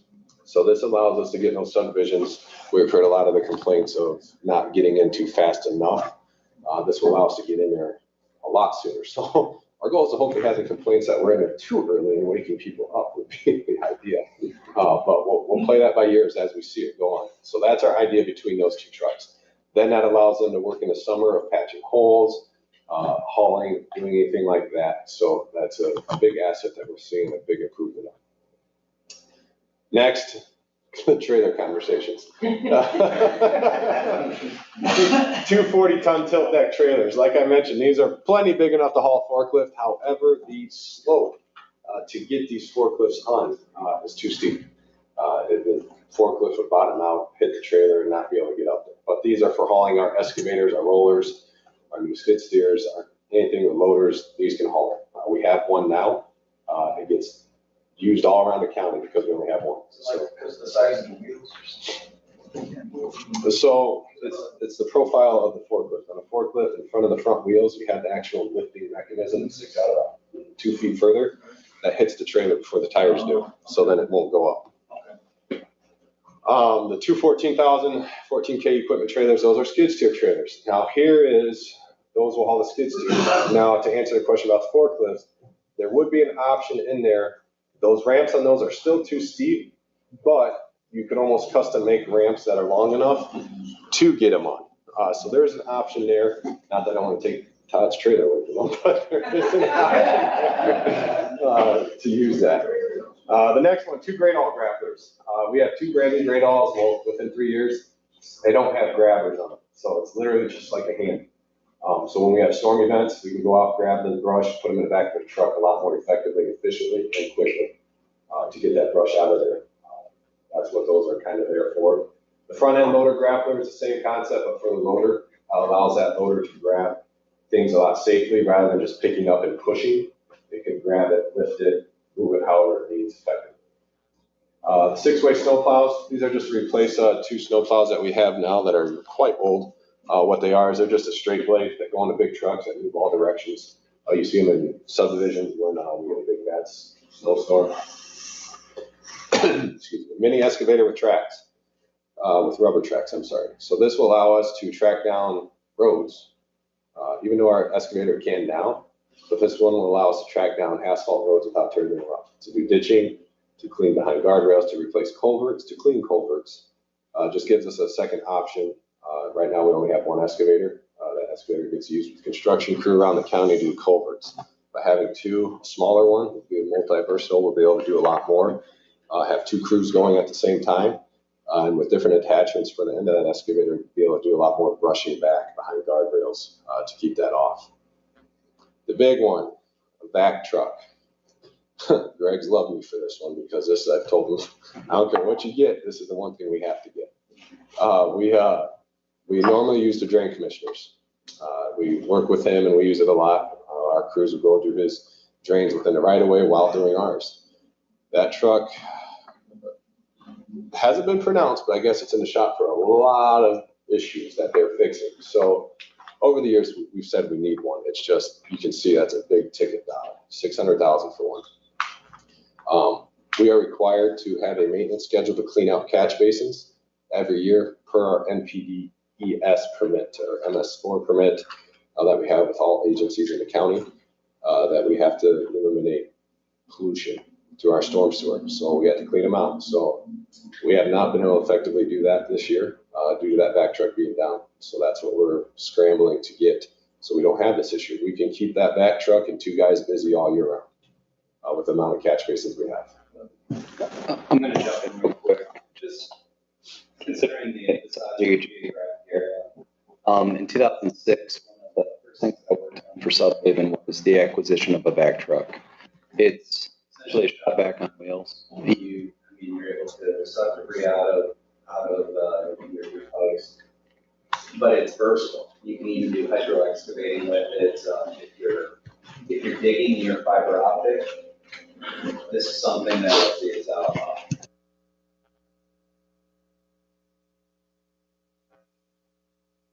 City is 3.5 square miles. Utilities stretch out to 20 square miles. The back truck was, I would say, almost daily usage. This is something that, as I've looked at their budget proposal, the 5 full-time to speed up the subdivision snow removal and the back truck are the 2 things that really jumped out at me that make a lot of sense.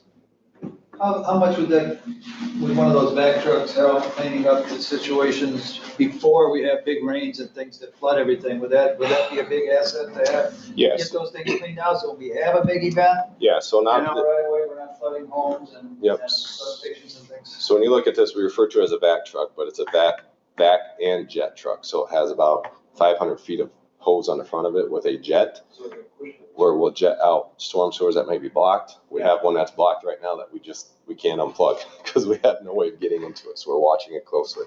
But yeah, it'll be able to jet them clean, culverts.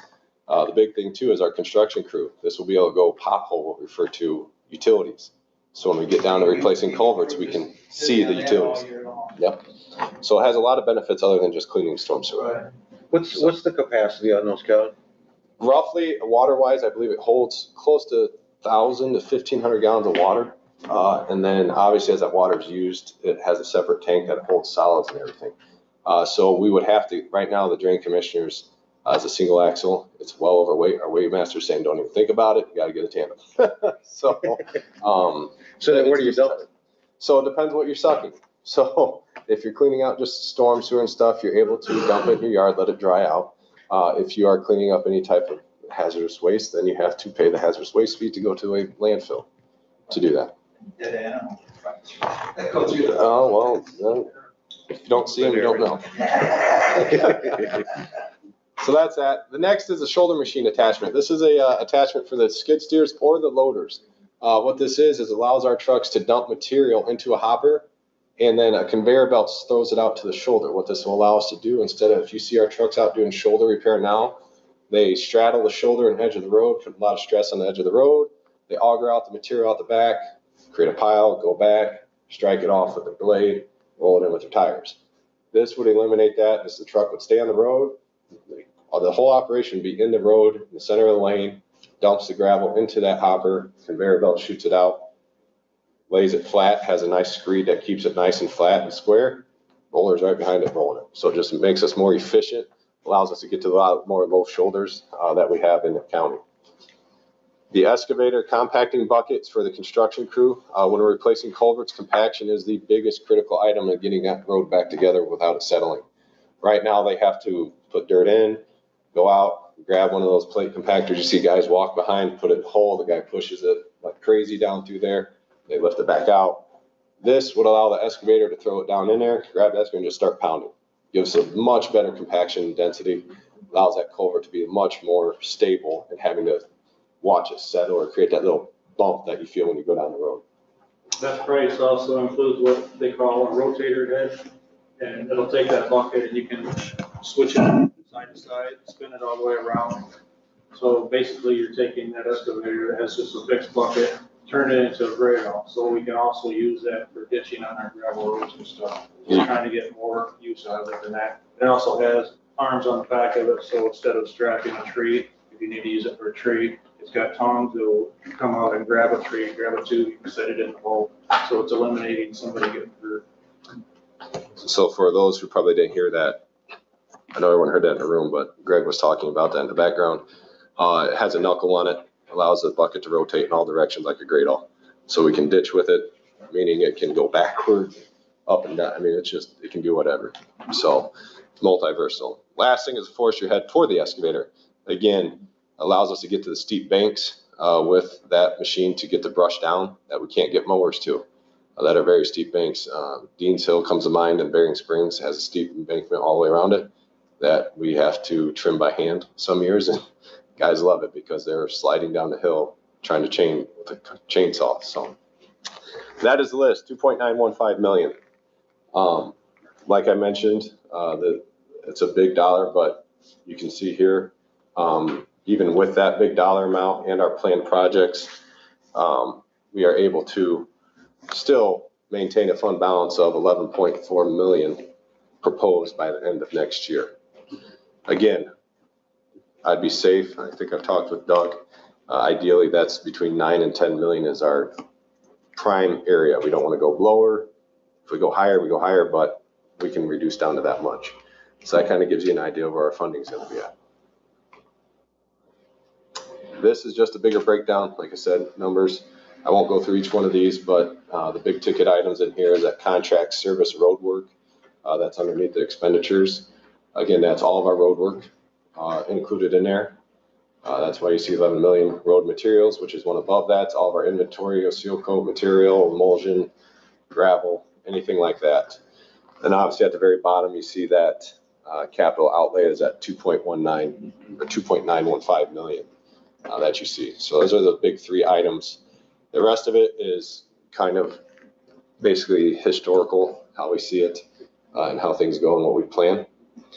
Salaries, you can see the salary line is the next big, but it stays consistent with adding those 5 people. You can see that increase. Kevin, does that also include the increase from the bargaining unit, the increase in pay for next year? Is that No, in it does that not. figure where it says what wages and Not yet, salaries? because they're still negotiating that. Okay, that's So not that'll final be- yet then. No. It's not, and actually we had a little bit of a step back.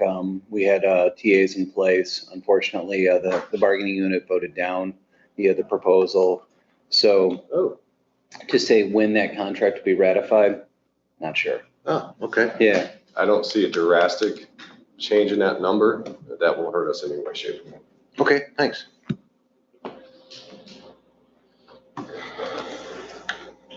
I'll go back so you can see it, but that's our end of our slide. I know we threw a lot of numbers at you there.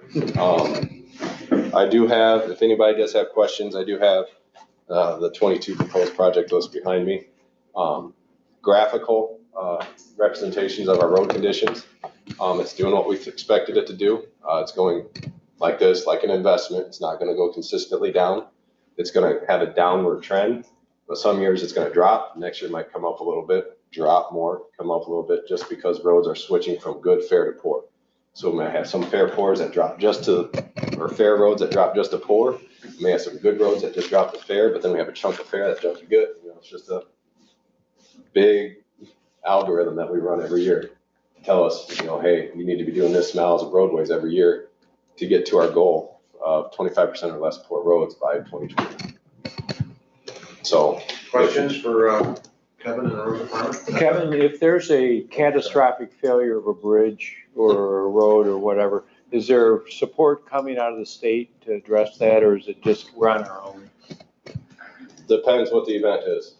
If we're talking a big Mother Nature flood event where Rocky Adams is able to employ the Emergency Operations Center, then we do have an avenue of funding, possibly.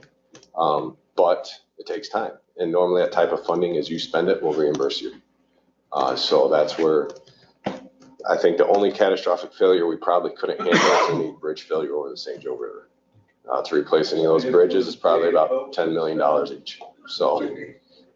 But remember, if something like that does fail, unfortunately, it's not a fix. I mean, it has to be designed and then it has to be constructed. So you're looking at a 2 to 3 year process. And as long as we're doing it, we make You have a it question? well. Yeah, by my count, I see 5 vehicles on your capital requests, 3 light duty and 2 one-ton dump trucks. Where in this is the GPS units for those vehicles? So GPS units are hidden in the actual, if you look at our other line, it's in the data and computer lines throughout admin and maintenance. Right now, our GPS units that we have in there, compass track, we're having very, very difficult issues with those right now as being accurate. Half our trucks are in the bottom of Lake Michigan, if you look at the map. So what we're doing is we've been working with Verizon. Verizon offers a very, very easy dashboard GPS unit that has obviously 99% coverage in Berrien County. So we are working with them to try and get that in place for next year.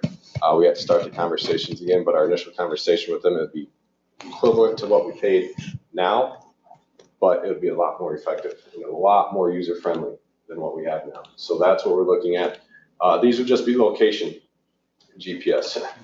The sensors to tell if the plow's up, plow's down, sanders on, sanders off is not practical as those go through a beating in the weather. You don't know how reliable they would be. And then our salters, unlike the state, are not on 100% of the time. They may be plowing a road and then hit the intersection, or there may be a foot of snow where we're not putting any material down until we get that road cleared, then we'll drop it. So there's a lot of little things right there, but we are looking at getting a new system. Right now, the current system still works for what units are working, but yes, we are addressing to put new units in all the trucks. Thank you. Yep. As a quick follow-up to the GPS comment, this week for Finance Committee, Todd Rainey for Motor Pool will be bringing forward a request to contract with WEX, W-E-X, Telematics. And this would be to add GPS to the remaining fleet for buildings and grounds, as well as to replace the units in the animal control. And then I'm drawing a blank. There was one other. Health. Thank you. And the vehicles at health. So their pricing is really reasonable. If they deliver on everything that they're saying the equipment will do, it may be a good fit.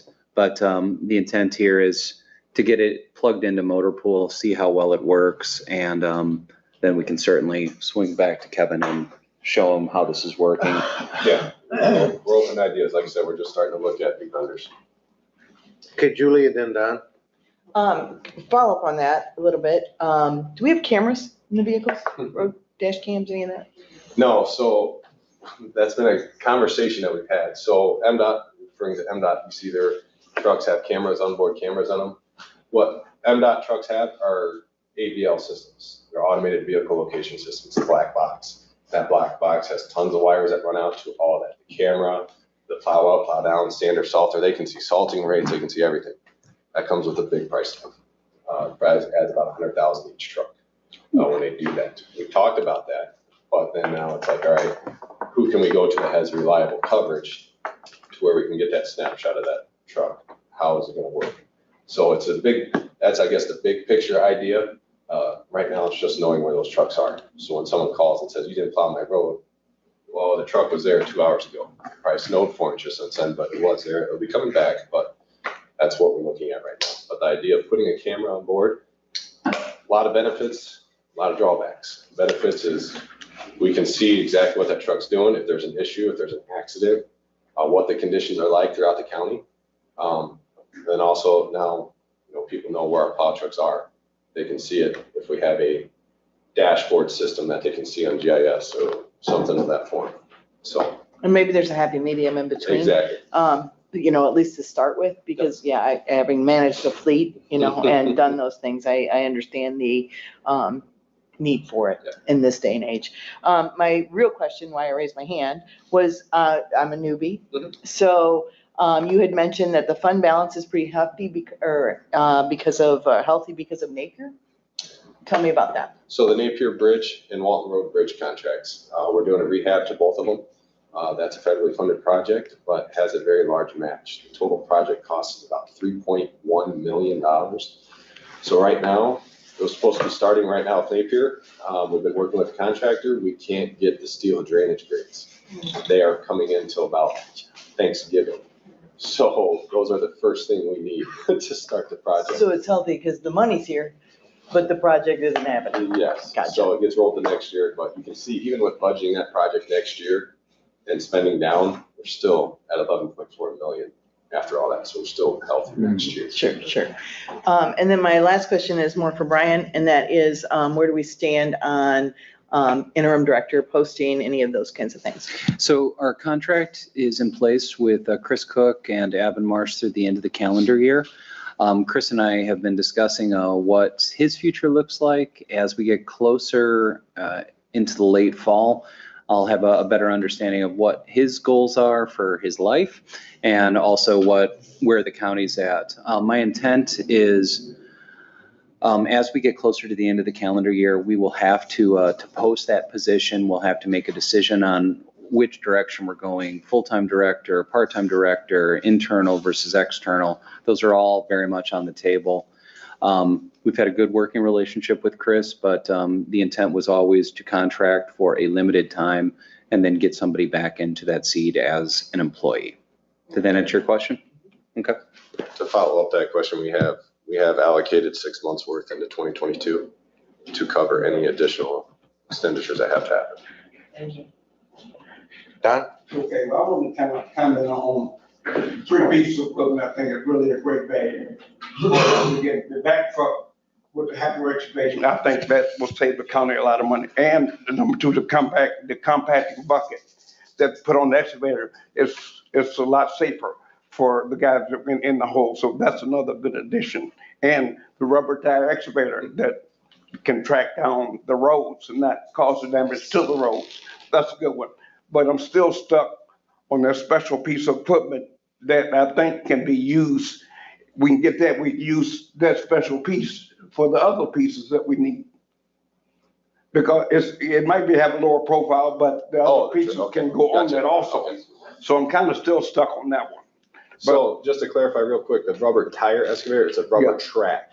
So it's not actual rubber track. Just to make sure, because they're 2 different. Okay, all right. You're right. I'm thinking Bobcat with the tires and the track. But those are good additions. But there is some value in this old equipment. I see we're replacing something, but there is a lot of value in this old equipment that we're getting ready. So now what's going to happen to them funds? So normally when our old equipment comes up, it has to be auctioned off. Okay. I know we've worked with Todd in the past with Motor Pool of where sites we've used a government site. Once we start, I don't recall the actual name of the website off the top of my head, but when we used that website, we were getting quite a bit of money out of what we thought was scrap. Well, the used equipment's got a pretty good value now too, even though it might be in our life. Yeah. So, like our lifespan, but it still has some kind of value. We'll have a grader, I think we'll be auctioning off. We'll have a couple trucks. Okay. We're receiving 6 new trucks here shortly, or 4 new trucks here shortly. So obviously there'll be 4 trucks coming up for auction as well. Maybe 10%, but there's still a lot of money that can come back to the county. What are we gonna do with that? On the new trucks that we're getting, those are single axle trucks. And with the truck fleet that we have now, we do plan on eventually getting rid of the trucks that was supposed to replace these. But as it stands right now, I'd still like to hang on to those trucks. They're still, got some life to them that we use. They're what we consider them as a dual truck. Yeah. They're great for patching. And what we'd like to do is in the wintertime, you'll put patch in that truck. When you need it, it's ready to go. And if it doesn't, and you have another truck break down, because trucks break down. Well, I know you can have 20 trucks running, but you could have also 2 trucks break down. Right. So then you still need something that the people can put the people in, so I can understand keeping them. Right. So are we gonna keep them, or are we gonna get rid of them? Right, as right now, I'd like to keep them. Okay. It's something that. Well, I just want to kind of like give you my 2 cents. No, that's if fine. it's worth anything, okay? You're exactly right. If one truck breaks down, we have a reserve. In each garage. I can see that. Thank you. Because I've been in that business, they don't run all the time. Yes. Okay, that's all I have to say, thank you. Terry? Quick question, full-time equivalents that you currently have on the books. Oh, sorry. Do you know what your full-time equivalent is right now for the road department? How many employees? How many employees we have? Well, let's see, we have 77. head count 77. All right. Ready? How many open positions do we have right now? 16. Thank you. Then my other comment. 16, if anyone didn't hear that. I heard what Ben said and what Annette said. Thank you. With 5, we had 16 opening. Yeah. Does that include the 5 that you're proposing in 2022? Okay, so right now we have 11, but 5 additional that we'd like to include. Okay. My other comment that is kind of to the board and also the administrator, what I'm hearing is that there's a lot of opportunity for some automation in We're talking about GPS systems. Other departments are looking at getting quotes as well. Is there some sort of scale that we can utilize from the county to do a collective, what is this gonna cost, so that there's unity in our departments of what we're doing, right? We're talking about software for timekeeping, we're talking about GPS. I mean, we're talking about trailers even, and departments and who can share and how they can share and how that's being. I don't need an answer today. I just want it to be noted that there's opportunities here. So there's been value in decentralization, but right now you're seeing some of the costs of decentralization. Right. Anything else? I have a last question. You gotta explain this to me. You lay down 2 inches of brand new asphalt, then you come back and chip seal over top of it. Explain that, Kevin. First thing, it's not 2 inches of asphalt. Okay. This is our What's fixed type. happening? So this is our fixed type scratch and seal. This is what we are kind of using to replace the grind, gravel, prime, and double seal. Everyone knows the nightmare of grind, gravel, prime, and double seal, the dust, the inconvenience, the time duration. So we look at roads that are grind, gravel candidates and say, hey, can we fix this with what we refer to as a scratch course of asphalt, meaning that inside that center lane is probably a 1/2 inch of asphalt. The outside, we tell the paver, hey, run it 2%. We're trying to correct that crown of that road so it's not as steep, to get it flatter to the 2%, 2.5% line. So when we do that, it may be a 1/2 inch asphalt at the center line. It may be 1 inch at the outside. It may be 4 inches. It may be 2 inches. It depends what that outside of that road's doing. Right, because I was gonna say the manholes are at least 1 inch to 2 inches below. Yeah, so then you come and chip seal. Why? the chip seal, it's like your deck. If you put a brand new deck on your house, you clear coat it to preserve it. My fear is if we don't put that seal coat on it, that 1 inch at the center is gonna take a lot of frost thaw action and blow out the next year. So it's just a cheap protection of our investment. So all you did was just lay asphalt over the old stuff and then put stone? Correct. Okay. Now the manholes, supply issue. They're coming. Yeah, We're they're gonna be raise raising them up. They should be filled with gravel right now. So Yeah, they cars are. aren't falling into them, but they are coming. Contractor, we're still 3 weeks out probably. It's just that supply chain issue right now. Okay, thank you. So your avenue out by the college is a good example of what you just talked about. Your avenue is a 2 inch overlay. Empire from your to Benton Center is a scratch and seal. Okay, all right. Yes. And 13th Street down to Niles Township. 13th Street. That's where you just went over it and put the stone down. Yep. Yeah, okay. And Jim, correct me if I'm wrong, but I think you and I have had this conversation before. It extends the road from a 3-year to a 5-year. Is that correct? Yeah, so yes, you're on the right track there. This scratch and seal, this is our 3rd year doing it. So we've had a lot of positive reviews about it, even though the seal coat comes on it. Give it a couple weeks, it'll look like a smooth road. What Ezra was referring to is when we pave a primary road. So for example, Red Arrow Highway, the section we all went on a couple weeks ago, I mentioned that section was trap rock. You saw a trap rock on it where the other section didn't have anything, it was still asphalt. That's that protection of adding life to that road. So when we do Napier, not outside in the urban area, when we pave it, we add that asphalt to it. The next year we come and put a wearing course on top of that to take the stress off that asphalt, to give us an extra 5 to 7 years of life on that road. So instead of a 15 to 20, we maybe will push that to 20 to 25 year fix. So that's what Ezra was referring to. You've had a lot of discussion. I mean, you and I. Yeah. Okay, thanks, Kevin. No Thanks for problem. being here, Greg. Welcome aboard. Chris, anything for us? No, sir. We're good. Okay, thanks again, Kevin. Thank you. Thanks, Greg. And I see Lex just came into the room, so whenever you're ready, Lex, Excellent. the podium is yours. One thing before you all get started with Lex, at 11 o'clock, I'll be stepping out to run a Zoom. The road department staff, the management staff is going to meet with Lincoln Township. Lincoln has, I think they're working with Williams and Works. Our goal there is just trying to get our staff talking with the townships about ways to potentially collaborate. So these conversations are going on all the time. However, since I set up the Zoom, I got to step out and make sure that the Zoom gets going. So I'll step out and then I'll come back. I'm just letting you all know. So we should just write all our questions down for you so that when you come back, then you've got everyone. Honestly, just say yes. I can tell it's Board of Commissioners Day because there are some folks that have come to work dressed a little more fancy than I'm used to. I'm not looking to my left right now.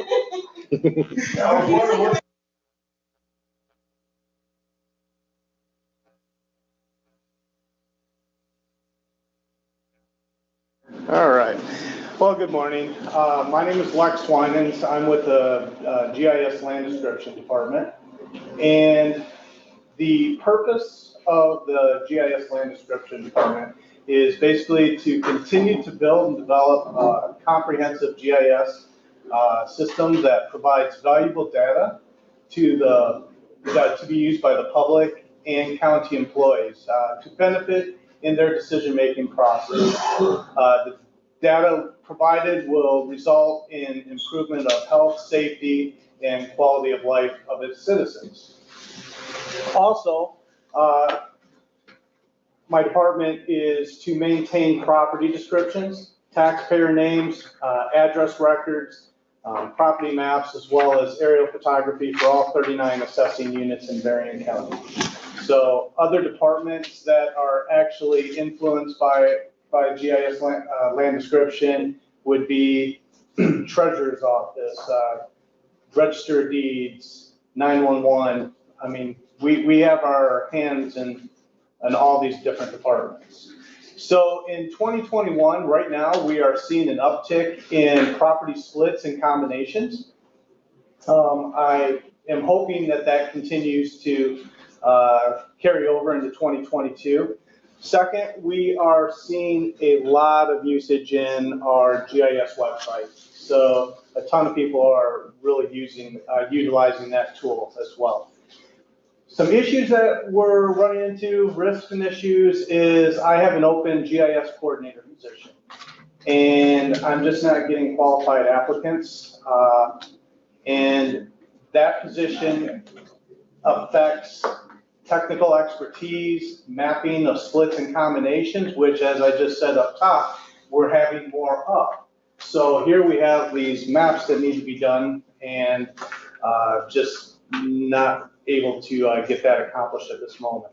So, and then that position also would be backup for other departmental positions and customer service. So just to kind of break this down, the GIS Land Description General Fund looks a little bit like this. Right there, we're looking at our purchase services and charges. We're down $3,008, but did it meet guidance? It does. If I break down that $3,008, that is an increase of $1,296 in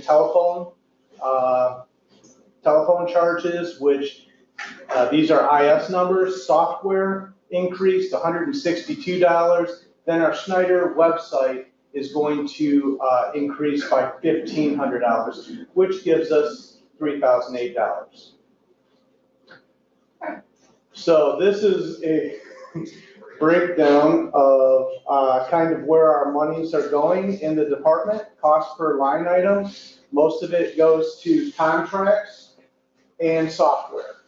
And then other monies go into the various other line items such as plotter supplies, and as we just mentioned, telephone and IS copier fees and things of that nature.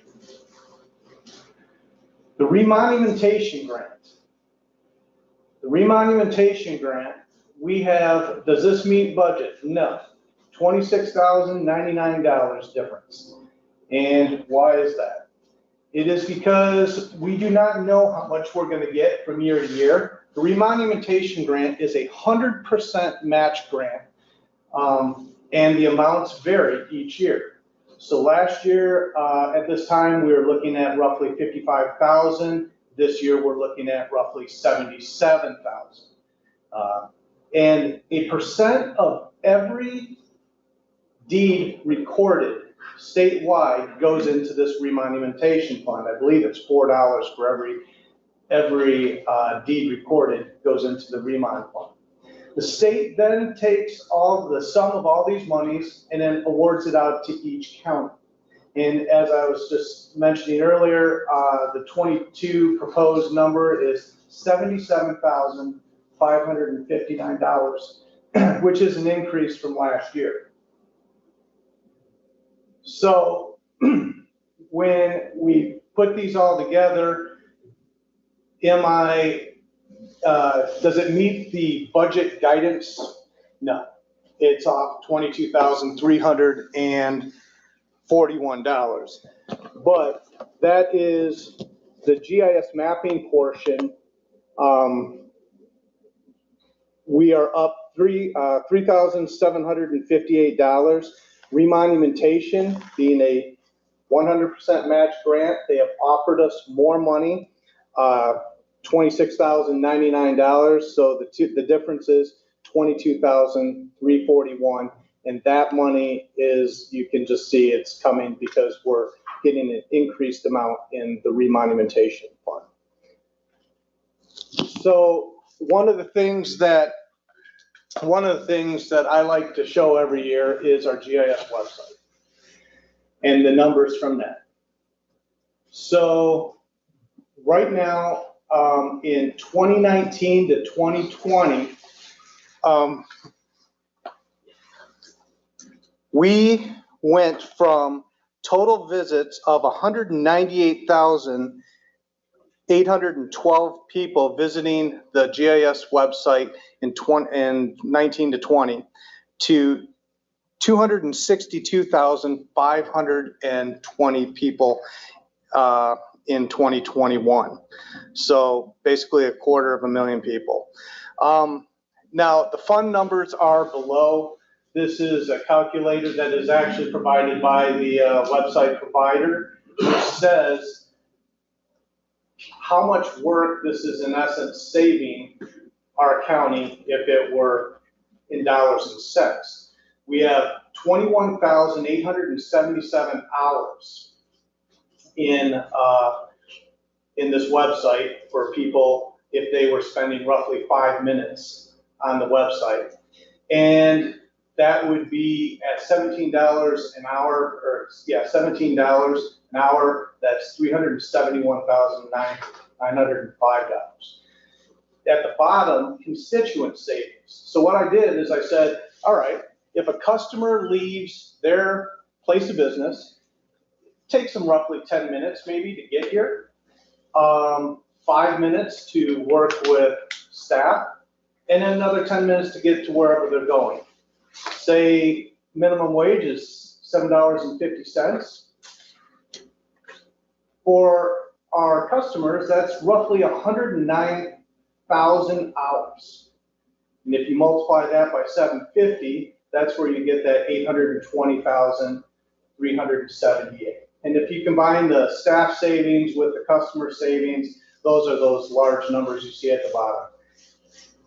So it just actually is showing you that this is a very efficient tool that our county has, that our customers are using, and it is actually saving the county some money in the long run. So that's it for me. Does anyone have any questions? Which department's bringing us that savings?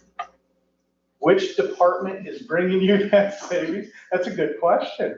It is being saved clearly in just, you know what? We're one of them. Because I'll tell you that staffing, when I've been here for 24 years, whatever, and staffing used to be about 7 people, and we're down to 4. So in part, man hours in my department has been cut back dramatically. Also, supplies. You know, I mean, this goes on and on and on, because back in the day, my department was completely full with surveyors, title searchers, people like that coming into the department, utilizing space, resources, things of that nature. And now we don't see them as much. I mean, don't get me wrong, we are still got a lot of customer service, but not quite to the numbers that we had in the past. You're welcome. Quick anecdote about the beacons system. Friday night, I got a phone call from a friend of mine who was looking to acquire some property along the river. It's in the city of St. Joe, and he was just curious what restrictions would be placed on it. As I sat and chatted with him about why on earth is he buying riverfront property, I was able to pull up the county's website. I was able to quickly identify the parcel ID, the zoning restrictions, sent it to him. He was able to get a legal description, and then I got him connected with City Hall on what can actually be done with the piece of property. I'm just telling you this story to say in 15 minutes, sitting on my couch, I was able to use this system, and just imagine how many others are constantly using the system. It's pretty impressive. So that's the happy note. The sad note is, as of today, 54 is the number of open jobs that we have posted and available. So as Lex talks about his frustration with trying to fill some seats, it's every department. And it really is something that is beyond our immediate control. On Thursday, Al Pasholka from Connexus will be coming to talk to you all as part of Committee of the Whole on the realities of the labor market and just how upside down everyone is at this moment. But as of right now, we got 35 full-time jobs, 19 temporary jobs that are open and available. It's a lot. And folks, I'm going to run upstairs and start that Zoom meeting. Terry, you have a question? Quick question. Yes. I know you said 4 staff right now. Yes, That's not including the open position that you have. that is including the open position. Okay, so you have 3 individuals who are working, 1 open position, so there are 4 total that are in your department as FTEs. That's correct. So we plan very well for vacations and no sick time. Good luck on that. Jot that. Yeah. Jot that down for later. Don't say time for Jay. All right, well, thanks, Lex. Thank you. Have a good day. And nothing else going on right now. We'll take a break till 11 a.m. She's coming, but she told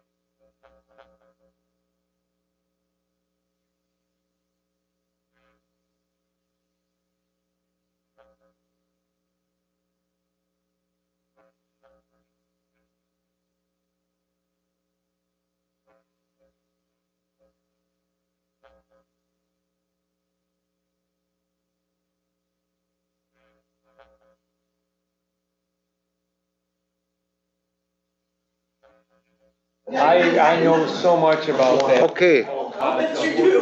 Okay, commissioners, we need to get started so we get back on track.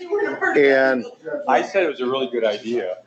we now have our Information Systems Director, Chris Swihart. And Chris is going to address us via Zoom. So he is up on the screen. Good morning, Chris. Good morning. My apologies for doing my best Little Rascals Froggy impression this morning, but as Annette heard, I came down, my grandkids decided to share their cold with me this morning. Yeah.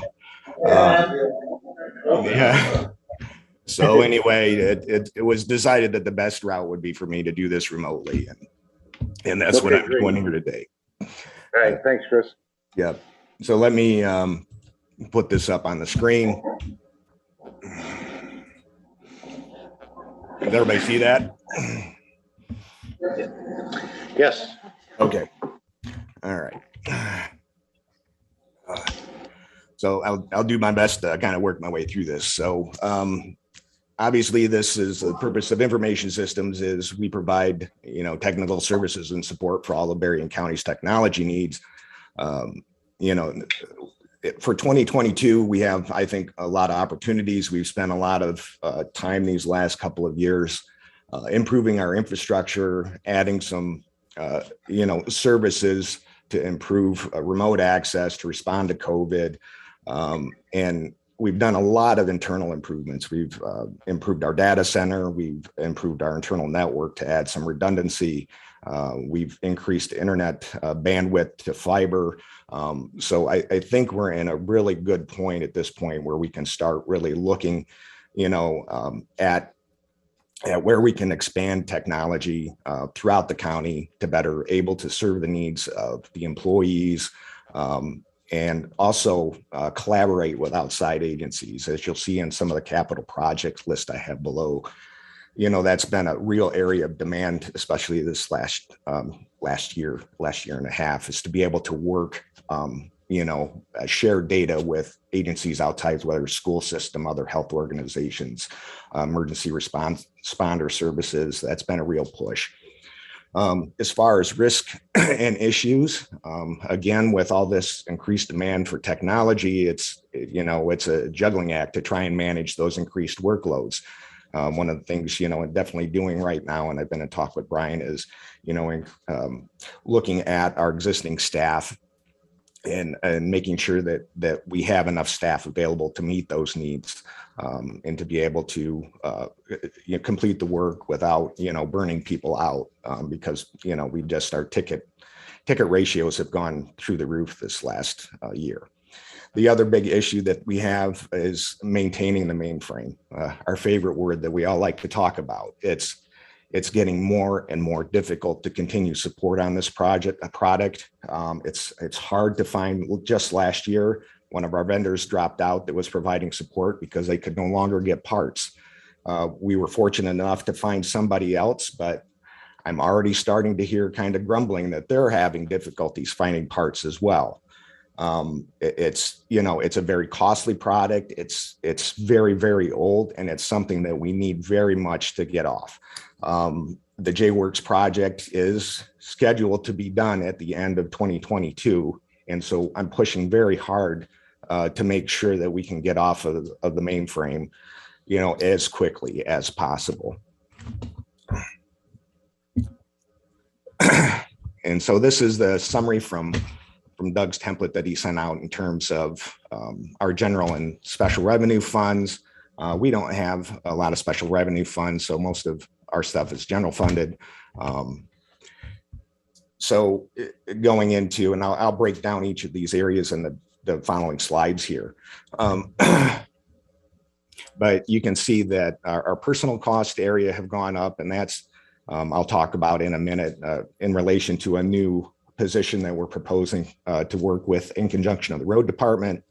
Materials and supply costs have gone up, and we've increased some services, in relation to the pandemic and responding. And so that's driven up cost in our purchase services and charges.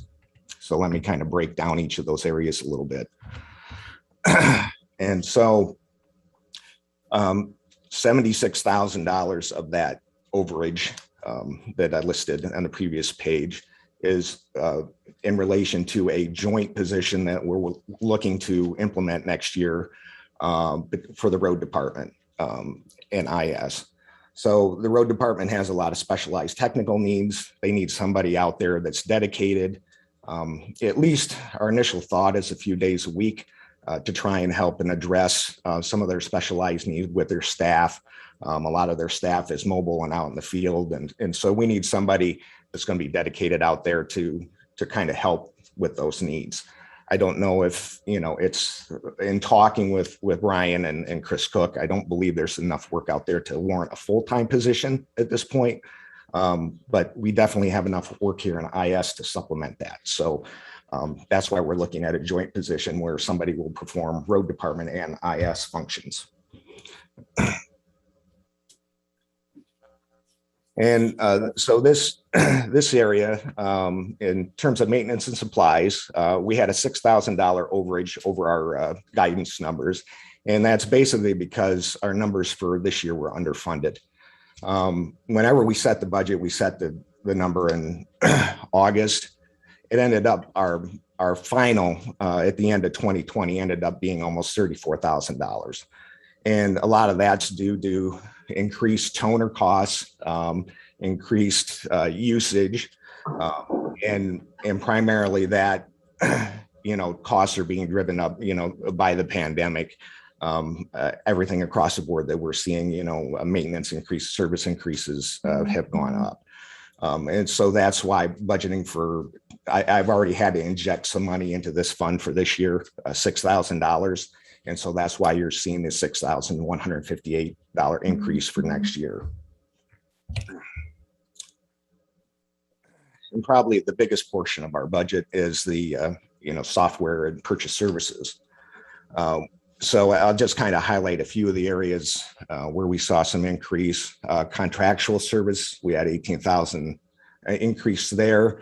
And basically what that is for the Comcast fiber that we implemented. That's costs more money. It's $25,000 plus a year, where we were only paying roughly $9,000 before for our cable service. In terms of communication and telcel, we've increased some bandwidth to some of our remote locations to provide enough network service to those areas because of increased demands in relation to the pandemic. So we have some increased costs there. Maintenance and repair software, we had increase. Our mainframe support went up again, almost $10,500. And that's just one thing alone. Now we were able to mitigate some of the software increases that we had in other areas by combining and consolidating some services, which helped us to lower cost. Otherwise, I think you would have seen a much larger increase in this area. So to have an average change of 4.5% is actually pretty good. Last year, our increase was much more.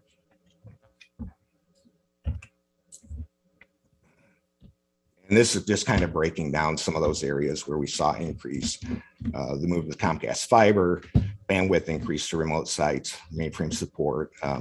Also, I forgot to mention, we did add some security services. And as you notice, you're not getting as much of the spam and the problems that we were seeing with outside phishing attempts. So I did add some cloud-based services that have really helped and improved our security posture overall. And of course, Zoom licensing is everywhere. So that was something we added for this last year, and we're going to have to continue into next year.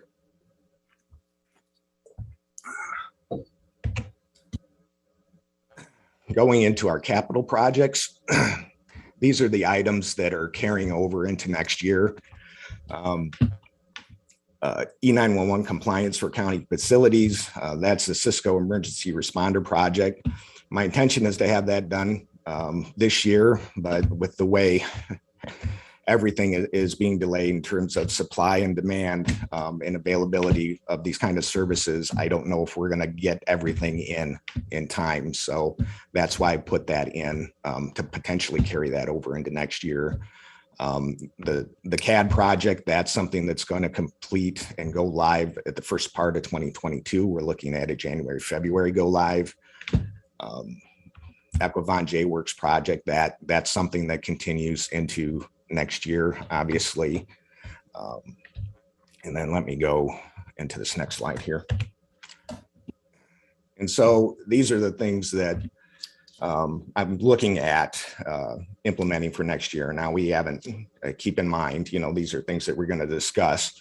But as I mentioned earlier, these are areas where I've been approached for services or see needs or things that we're going to have to start looking at doing. These first couple of lines, the upgrades for new software, network switches, network printer, these are things that we budget every year.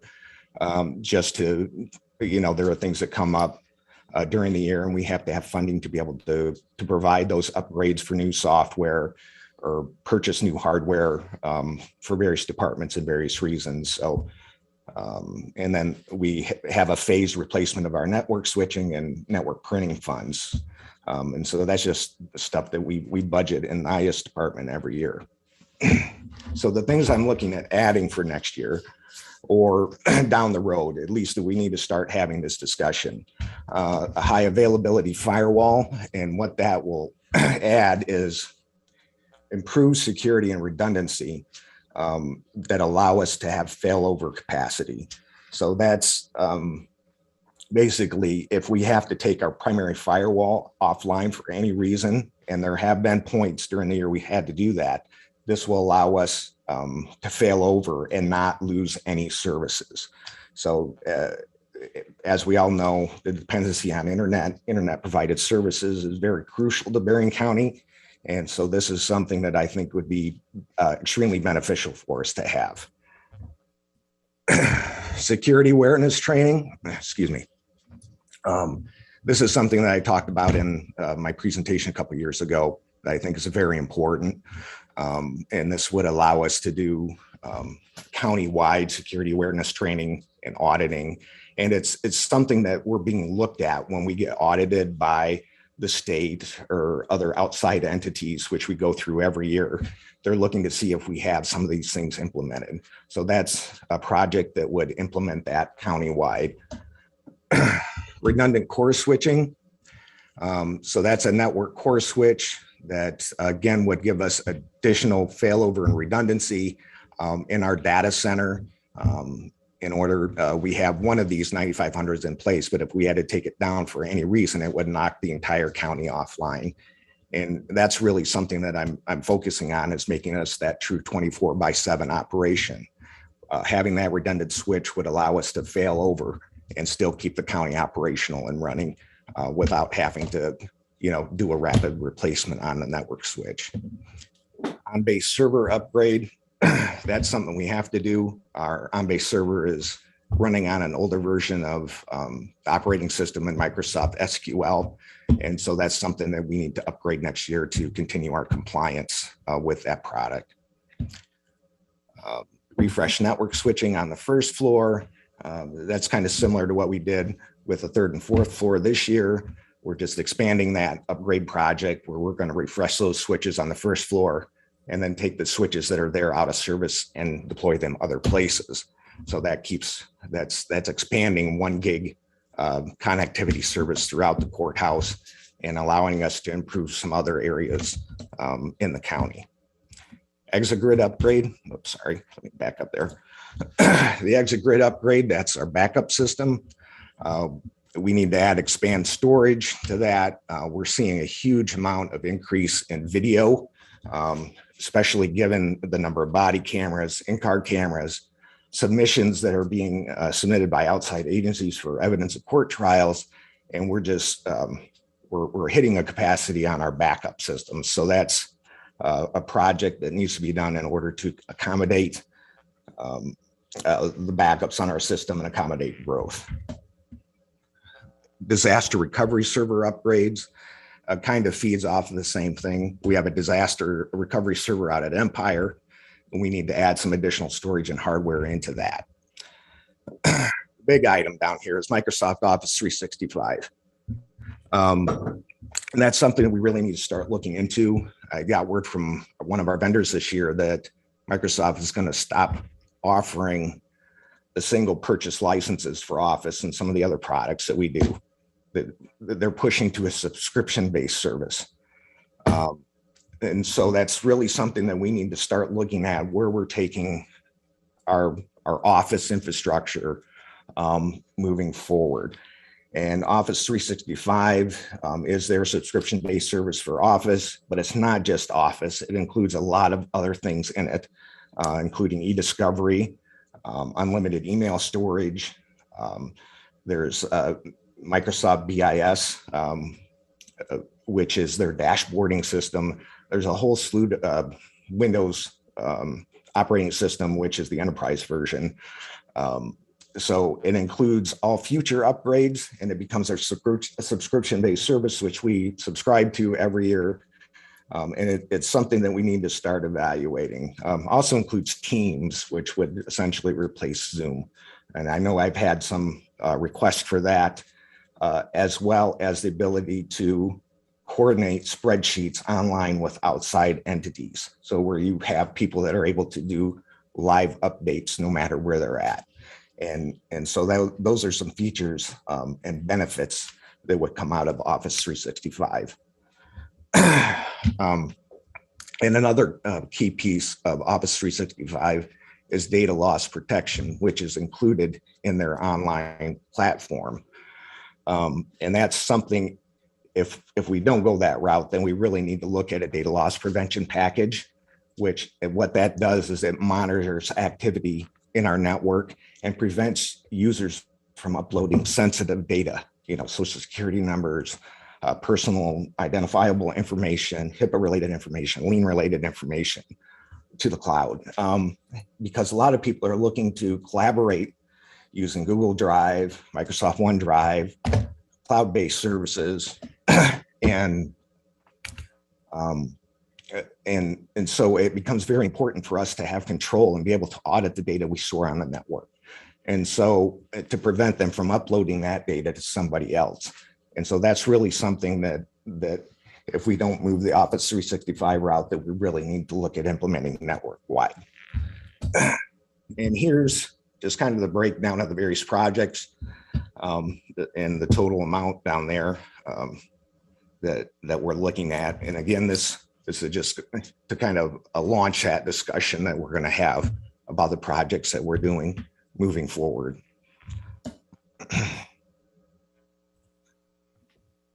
Okay,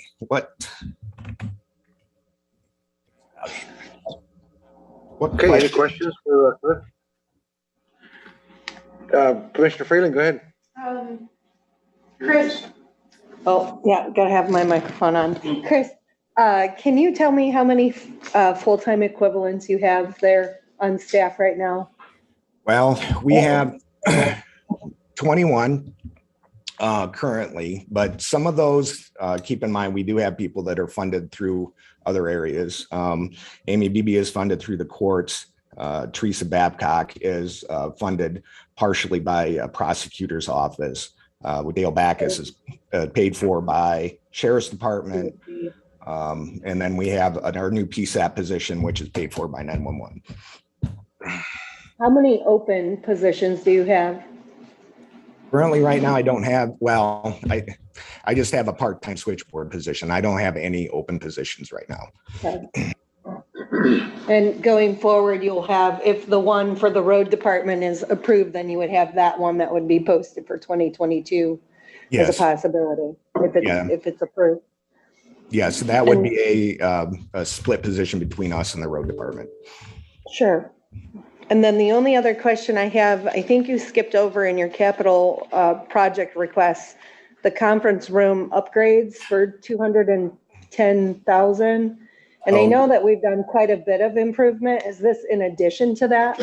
Yeah, I'm sorry. There were so many things that are not up to snuff on my game this morning, I guess. But so yes, so those are additional rooms. I mean, you all see the benefit of what we did in the Board of Commissioners room there. So there are additional rooms, which include the EOC, the County Conference Center over at Napier at the Health Department, their boardroom internally at the Health Department, and the Road Department's conference room. So all those rooms are not, I have been asked multiple times, can we run, hybrid meetings with people in Zoom, people that are live in the department? Can we do that in these areas? And the answer today is no, or we can kind of do what we did early on with the Board of Commissioners room, setting up a TV with the Polycom. To do those rooms correctly, that's the funding that we would need to bring those rooms up to snuff with what we're currently doing in the Board of Commissioners room.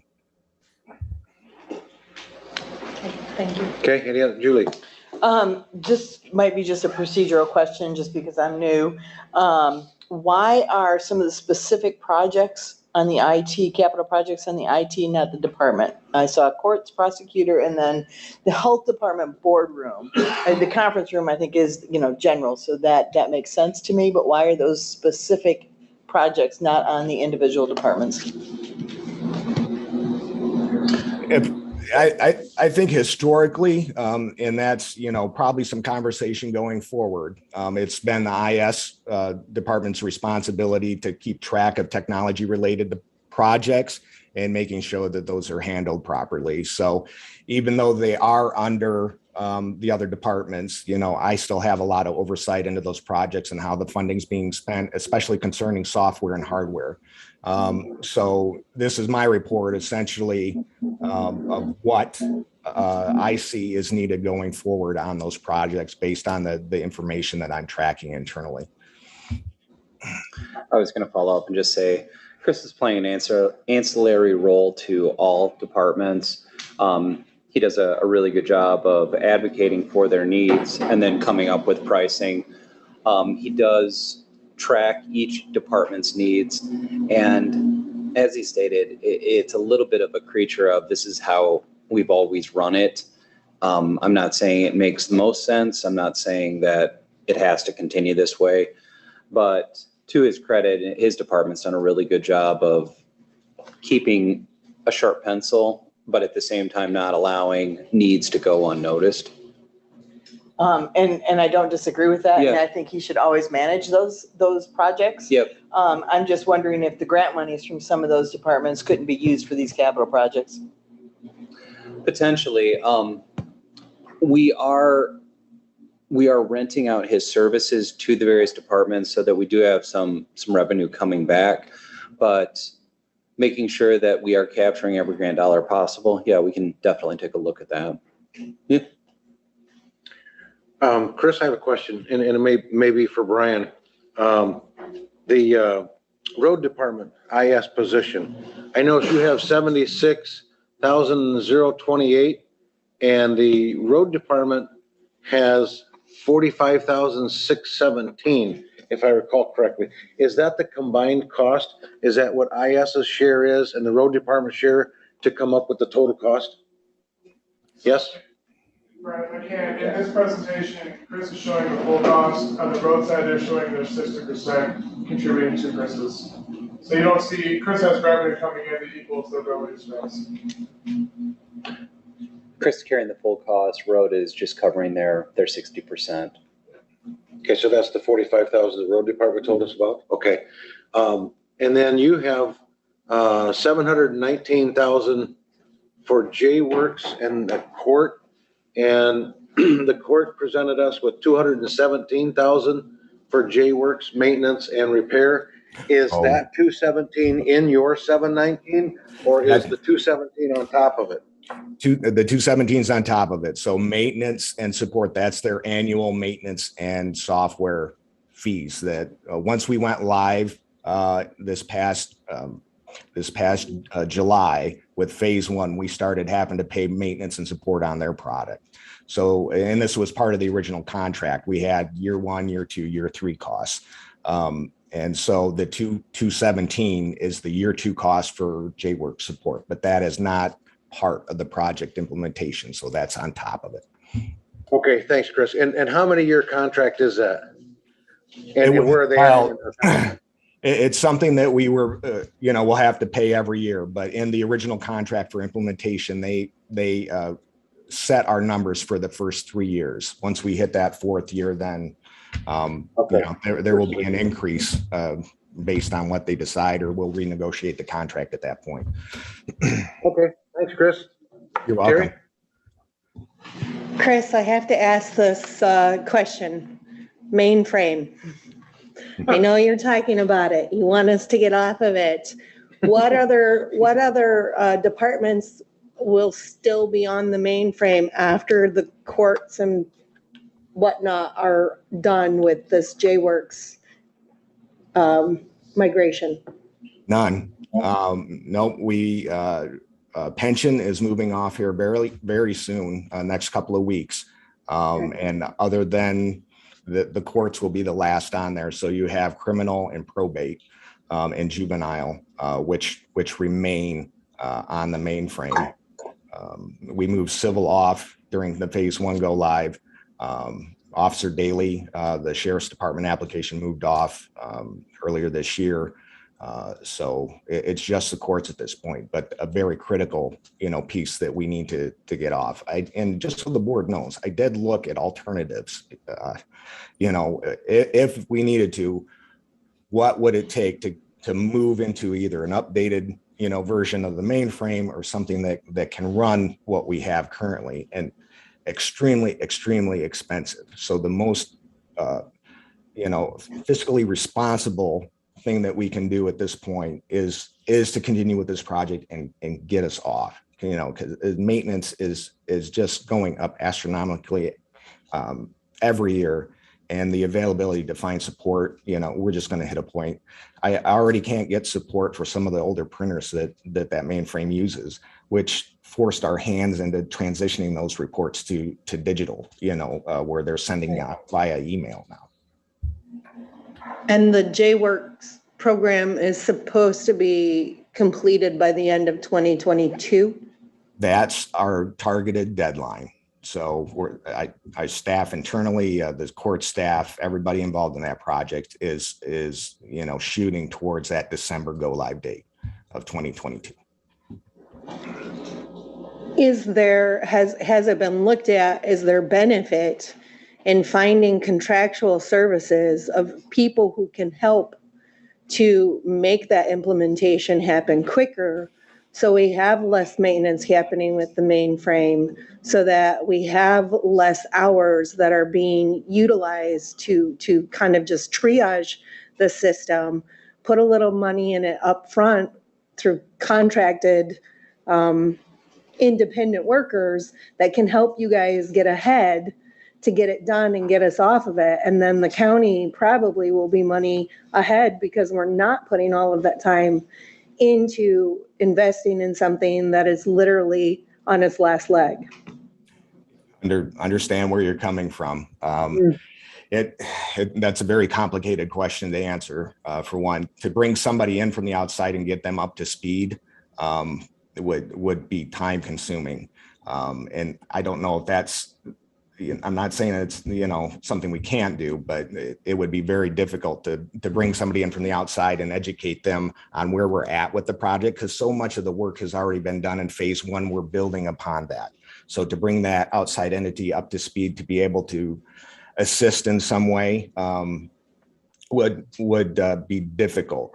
Now, keep in mind, there's training involved in various pieces. We have had some of the admins that have shifted in the courts, so that their responsibilities have gone to other people, and we've had to train those people and bring them up. So there is some possibility in that. But right now there's just a huge number of people, both within the courts and within IS, that are dedicated to this, as well as from the software vendor. We have, Internally, we have 5 full-time admins that are dedicated to this this project. Courts have a number of subject matter experts, and there's an admin at the prosecutor's office, an admin through the courts. So there are a lot of people involved in this project, and right now it's just a matter of at some point you're going to get too many hands in there. You know, it's just getting that work done. It's a large amount of work. Thank you, Chris. Any other questions for Chris? Yes. Really not for Chris, but for our administrator also. What is the actual time frame of the jail project to be finished? Doors are on their way. Chris is now very much in second place. Thank you. Thanks, Commissioner. Oh, All right. like Chris is gone. All right, see ya, Chris. I guess I'm done. I've been booted. Oh, he can still hear us. All right. Ezra, that's a drop the microphone moment. Yeah, I'm out. All right, thank you very much. I'm out. All right, thanks, Chris. You're welcome. Bye All now. right.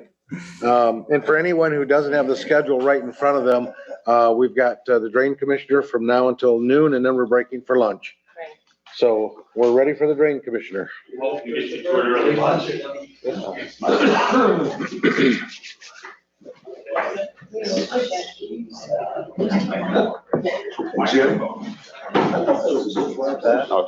Oh, I'm on. You don't have to be all that close. Okay. I got the clicker. Let's see.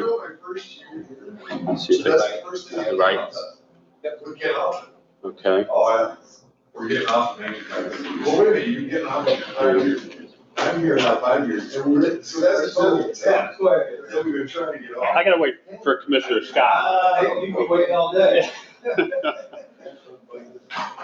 Again, good afternoon. Appreciate me having here. I'm into my second term, as a lot of you know, and it becomes more and more interesting, and we're still battling the battle with water. You know, I find water very interesting. It's the essence of life, but the most destructive element of nature. We've seen that just recently down in Bridgman with the extreme rain event. So we're still getting in a lot of petition projects. What's happening is the environment's given us heavier rains more often and more extreme events. So you know, that graph is up and down. So, you know, can we design for all that? Not really. Can we prepare for every 500-year rain event? No, we have to figure out ways to mitigate it. But we still have a lot of aging drains. So I always talk about our drains. A lot of them were built in 1860. That was the Civil War, if you think about that. You know, when they just started to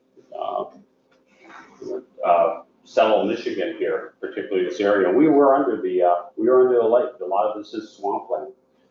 We have currently about 12 petition projects, I call it, in the queue. This is pre-construction. Okay, we have 2 in construction. We have the South Water Elite, which is closing down, and then we have which is out in Waterville, City Waterville, and then we have the which I'm hoping that's going to be award-winning design. I really like it. There's some really neat things about that design. We took out a street, we built a rain garden, we were able to meter the water out, saved about $3 million on the project by not having to upsize the pipe across M140. They have a park now, and you know, it's really a neat feature. New streets, we partnered with the city on water and streets, the curb and gutter, you know, and they, you know, though it's a $3 million, they paid a large portion of that, so the drainage district only paid, I'm going to say, it was less than half that they had to pay of that whole project. I say somewhere in the third range with the partnering with the city. It's a great project. We are now working and just kicked off with, and Kalen is just moving like lightning speed down in St. Joe Township, Manitou Drive, 94, and then you have Eaton Park. That's a drainage system there. And again, we use the ponding approach there. of metering pond. We saved $6 million on that project by doing this sustainable design and metering that. We didn't have to upsize through 94. So we have another 12. There just got a petition in yesterday or the last week down in Tiffany Drive, down in Chickamee. It's going to be a fairly large project down there. Looks like it's urbanized area. I'm anticipating a couple petitions coming in, which are desperately needed down in Bridgman to help upsize our Bedortha and the Bridgman drain. A lot of urbanization has occurred and will continue to cause flooding down until we can redesign that area. Just to put this in perspective, so you kind of see in terms of dollars and infrastructure. Okay, if I took and just put an estimated cost to all those I have in the queue, which are in pre-construction, it's about $50 to $60 million worth of infrastructure work. Okay, so that's not all going to hit next year. It's not going to hit the year, but it's going to trickle in because it takes some time to get those projects to shovel in the ground. Next year, we're anticipating three projects and possibly the fourth one down in Chickamee, which I got to talk to them. That you're probably talking about, well, two projects about $3 million, so that's $6. Another's probably about a $6 million project in this petition that's coming in, which they want to do is probably get, so we're at 12. So you're probably about another 4. So that's about $16 million worth of work just in Chickamee Township. So that's going to be kind of interesting. I got to get some discussions with the townships on that. So that's kind of where you see we're going with all this in the Drain Commission. Again, we have a staff of, it's kind of 5, right? Five people. Kirsten's the chief deputy. And then we have Ann came back. She retired and came back. And she handles all the petition, like the legal stuff and the paper. There's so much paperwork that's required by the code on the legal side of these petitions and helping with those projects. And that's what she's doing there. Again, we have Janine who works with soil erosion and works on does all the assessment role. Kelly came over from the health department, great asset. She's our admin. And then we were able to finally get a guy in the field who really enjoys his job as Dean. He actually worked at Whiteman for a number of years, worked at the road and then back at Whiteman's, and he was looking to get back into the construction area. So he's been a great asset. So, it's, now let me flip this here. I really appreciate all the support that the Board of Commissioners give me over the years. It's always interesting. They say the two most contentious offices in the county are the sheriff and the drain commissioner. Well, I'm learning that. Couple things that, if you look at this, and I'm just going to boil it down really quick. Yeah, they're right. If you look at really what it costs the county, and I just want to boil it right down and give you that number so you can see, you put it in perspective, is you do pay the personnel costs. Okay, that's the staff I talked about. All right. Now, which is interesting, of the staff, that only 2 staff that cannot charge hours back to the drain, in other words, charge time, cost of drain, is Kirsten, chief deputy, and myself as drain commissioner. Everybody else we can charge back to the drain. And I'll just keep talking that out, explain what that means a little bit. The other of this 25.7, only about $9,200 is what the Board of Commissioners or the county pays. So if you put those together, it's about $457,000, I'll round it $500. That's all you pay out of your general fund for me to run in this next year, $60 million worth of work. So the question is, how do you do that? We'll talk about that later. But most of the other work is all charged back to drain or another fund. So in going down, that's what this, you have these purchases, there's a combination of things, and then the capital outlay, there's a combination of things. But that, we have soil erosion account, that's so the services we buy for that paid out of the soil erosion is based on fees that services we buy through the drains are paid through the drains. We have we call it the 639, which is the equipment account. What that means is we have equipment that if we use it for the drain pays the use of that equipment. We buy materials because we have some really good relationships with some of the vendors on our pipe. And they give us, actually, we get the tax off, that's 7% right away, plus usually we get another 20% or more off purchase the material, so we buy it through the 639 because it's like a vendor, and then we sell that back to the drain at a very small margin. And then and that money we use to be able to buy stuff with repair our equipment. We did the purchase of the software through that, which believe it or not, when the software gets up and running, we can charge that back to the drains that are using it, so we'll be able to reimburse that account through that. Okay, so this here, Doug, and I talked to you about that last year, this is your portion of your assessment. I'm not sure why you're back charging me, Drain Commission, for your portion of the assessment. It's a part of the general fund. Okay. You guys, and again, it's, we categorized it as part of the Drain Commissioners' overall works that they're responsible for, so. Well, I'm not responsible for it because I'm. Well, I understand that, but it's clearly gonna be semantics, I guess. We can either have this discussion now, or we can have the discussion. Yeah, I just want to make sure we have the numbers so the board really understands the cost to run the Drain Commission of the county, which will be in 2022 at this point, $457,000, 500. That's it. Now, one of the things we are doing, and talking with Doug, he set an account, we are now taking labor, like our staff that we can charge back, and as long as they keep the records, we can charge a rate back to them, and which we're going to reimburse the county for. So this year, we're about $50,000 that we're going to give back to the county, and it's a little bit low to this this $448,000, or actually it'd be 2021, the $427,000. So that we were able to collect and account to the drain work that Janine did, that Ann did, that Dean did, that Kelly did. And we have I can show you a sheet on there, it's about 50,000. It's not as much as we thought we were gonna have. One is because of COVID, one is we had some change in staff. So we think it's gonna be somewhere in the 100,000 each year that we're gonna give back to you. So if you look at it, if we do the 50, which we think would be more, you're probably the whole cost of the county or the drain commissioner would be $400,000. That's really what's coming out of your general fund. The assessments, you do have assessments, those are part of the drain assessment, that's the infrastructure. The road pace, you usually split that between the roads. So if you look at that number, I think the other goes to the road, doesn't it, Doug? That's about half. Yeah, I think, yeah, so the road takes about, that's part of the 14A Act, or part of the, you can back charge, according to the statute, you can back charge up to the 14A calculation, which is actually half the cost of the work, is really what the 14A comes to, you can back charge to the road. So just kind of put those numbers in perspective there, okay? I'm sure this, I'm not gonna talk much about, let's see, materials and supplies. I mean, that's the turn.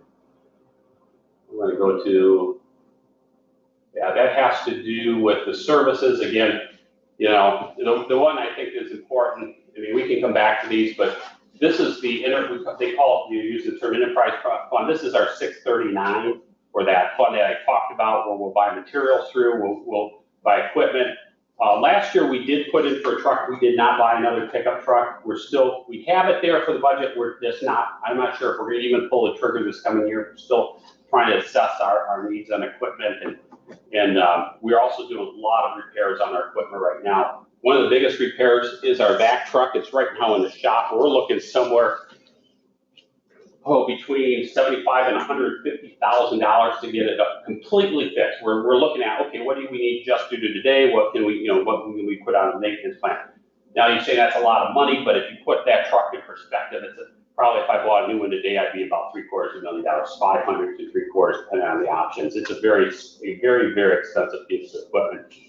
And it's like, I look at these big pieces of machines, and I know Commissioner Meeks can attest to this after being an excavating contractor. It's like a house.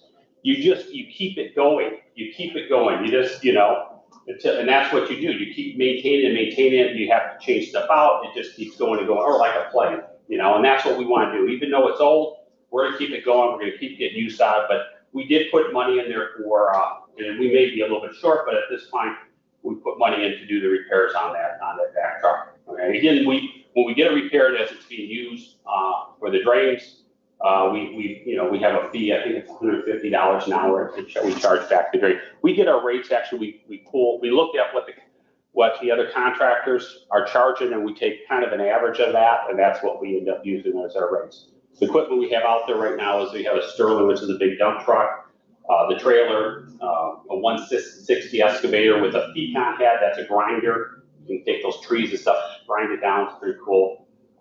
We have a skid steer with another Pecon or a grinder head with that, and a bucket and a mulching or a grubber with that. We have a small dumper, it's a 350. And I think, did I get everything? Oh, we have a backhoe. We have an extended hoe out there, which is really old. That actually, Spike Bruce actually bought that early this term. And we were, I was gonna sell it, but then I realized we use it to move stuff around the yard. It's really been a very nice universal piece of equipment out there. I think, and the back truck, I talked about that. Miss any? That's it. So we do buy materials and store them and sell them to the drain. We try to keep those on stock for those emergencies, and some of that comes out of there. So that's pretty much it. I'll open up for questions. I think that's it. Oh, yeah, that's your account. Questions for the drain commissioner? Yes, Don? I don't have a question, but I have a comment. I guess road department are looking at a back truck also. Right. So maybe you have a chance that you can use them when the other one needs to be repaired, but I think you need the back truck. Right. But there might be a second one that you can probably share. Yeah. Well, they used ours. Well, okay. They used ours for a lot of years. They used ours for a lot of years, and of course, I would prefer them not to use ours because they don't really take care of our equipment. So they broke up a lot of our equipment. But I just want to kind of give you a heads up what's coming. Yeah. So yeah, we'll still have one. One of the things about this piece, it is a larger piece. We've looked at different things. Okay, what if you can get one on a trailer for a lot less money? Then I could pull it out into the field, but this one has a long enough reach and not a long enough pump. So I've talked to the different, I go to the different, we have some really good excavators in this area. I tell you, they're very knowledgeable, and I'll start asking them about, because those are the people who really know what equipment can do, how are you going to use it, particularly in this area. And they keep telling me that the piece we have is the best piece. And I'm not ready to go out and spend that kind of money to get a new back truck. I think that I can go recondition this thing. We're looking, the recon number I'm throwing out is what they're talking about, complete recondition of it. I mean, they heard you talk stuff on the powertrain and everything. If I can do that for that kind of money, and that thing runs another 10 years, that's really good.